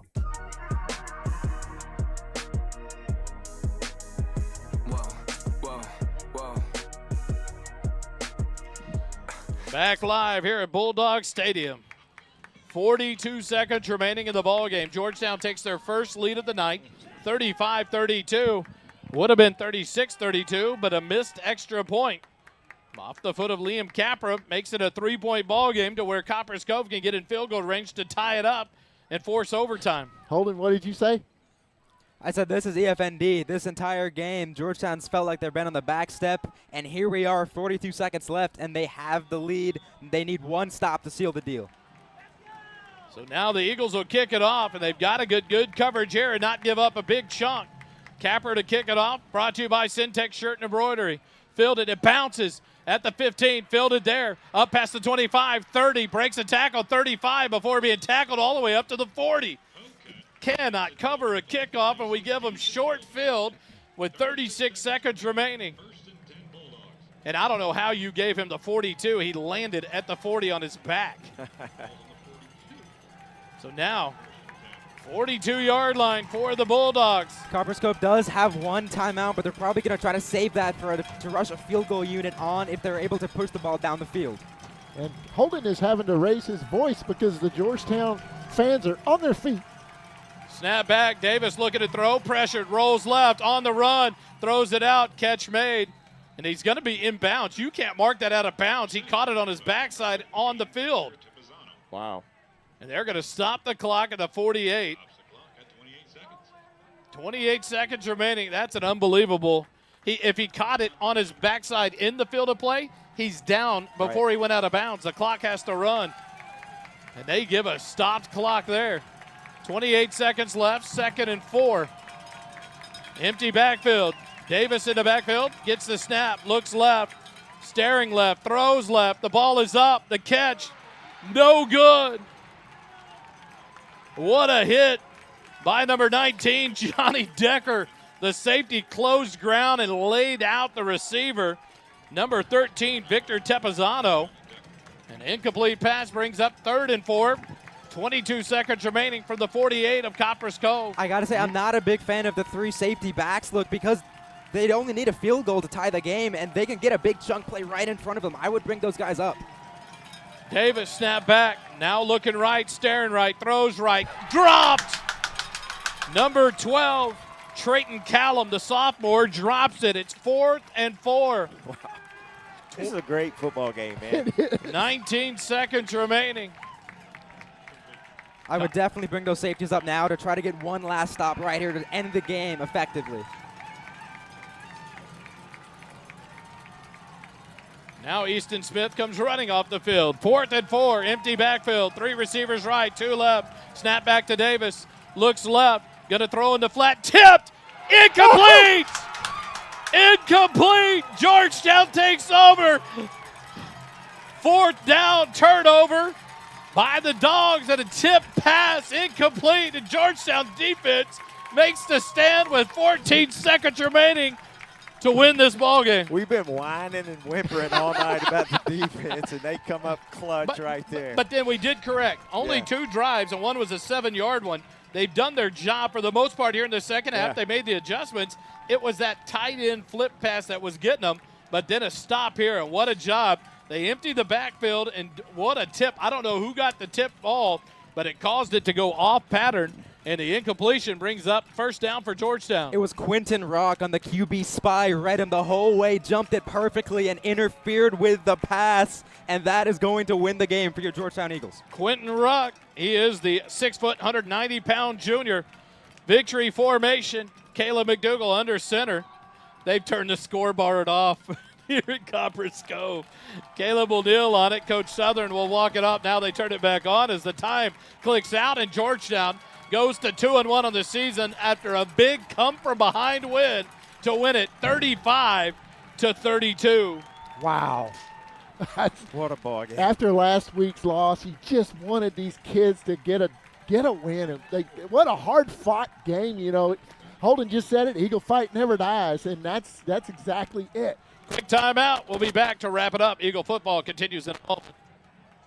Struggling with addiction or know someone who is? There's light at the end of the tunnel, and it shines bright at the Oak Ridge Disciple House. As a 501c3 Christian ministry, they are dedicated to helping men aged 18 and older rebuild their lives free from the chains of drug and alcohol addiction. Be reminded, there's always hope, always a new beginning. Discover your fresh start with the Oak Ridge Disciple House. Proud supporters of Georgetown Eagle Football, because just like the Eagles, the fight at Oak Ridge never dies. Find out more at oakridgedisciplehouse.com. For an old-fashioned dining experience, visit Goldberger Diner on the square in Georgetown. When you walk into this 50-style diner, you'll be greeted with a smile and treated like family. Enjoy breakfast served anytime or come for lunch or dinner and enjoy a great burger, chicken fried steak, old-fashioned liver and onions, or any of the great tasting food on our menu. Goldberger Diner is located at 109 West 7th Street in downtown Georgetown. Goldberger Diner, serving great food to great people.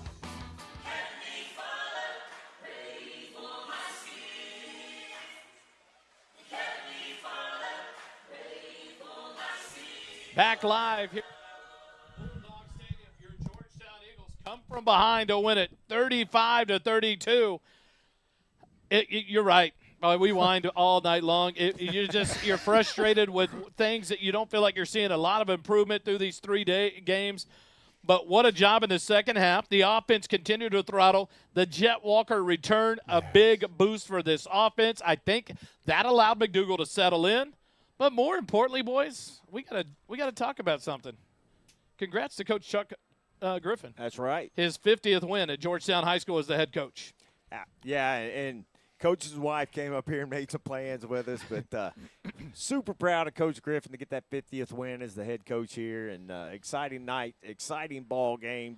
And Georgetown stayed in there and they fought just through all the adversity all night. And I'm so proud of these kids. Man, give some credit to Quentin Rock on tipping that ball. Give some credit Johnny Decker to close down and lay out the receiver on the far side for the incompletion. That would have been a first down. Plays were made, and here is a discussion on the far end of the field about the 20-yard line. The camera's swinging over. Kelly, can we take down the banner? Yep. It is going to be an opportunity to watch these kids celebrate Coach Chuck Griffin.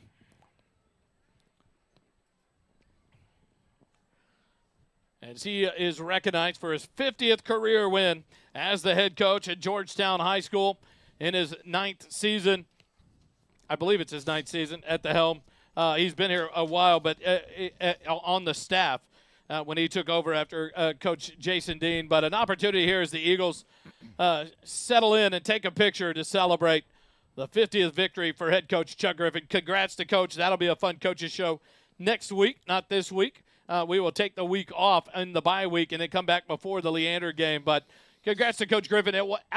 Maybe one thing that we could talk to him about in that show is how fulfilling is it to see the growth made in that second half of adjustments to come from behind to win a tough ball game on the road against a 6A opponent in a good athletic Copperas Cove team to get that 50th win. Yeah, very, very good of them to stick in there, even through all the adversity. And a couple of times, some of the younger players I saw on the sideline had their heads down, but the veteran players came over and kept them going. Yeah, right before halftime when Copperas Cove actually landed that onside kick, Tennyson Dean rallied the defense around him and spoke to them about how they needed to focus. They needed to regain control of this game if they wanted to win. And in that second half, the only touchdown they let up was when Copperas Cove got the ball at their own 7-yard line. After that, it was 2 field goals, and they blanked them in the end zone, and that ultimately kept Georgetown in the game and allowed them to pull away in the end.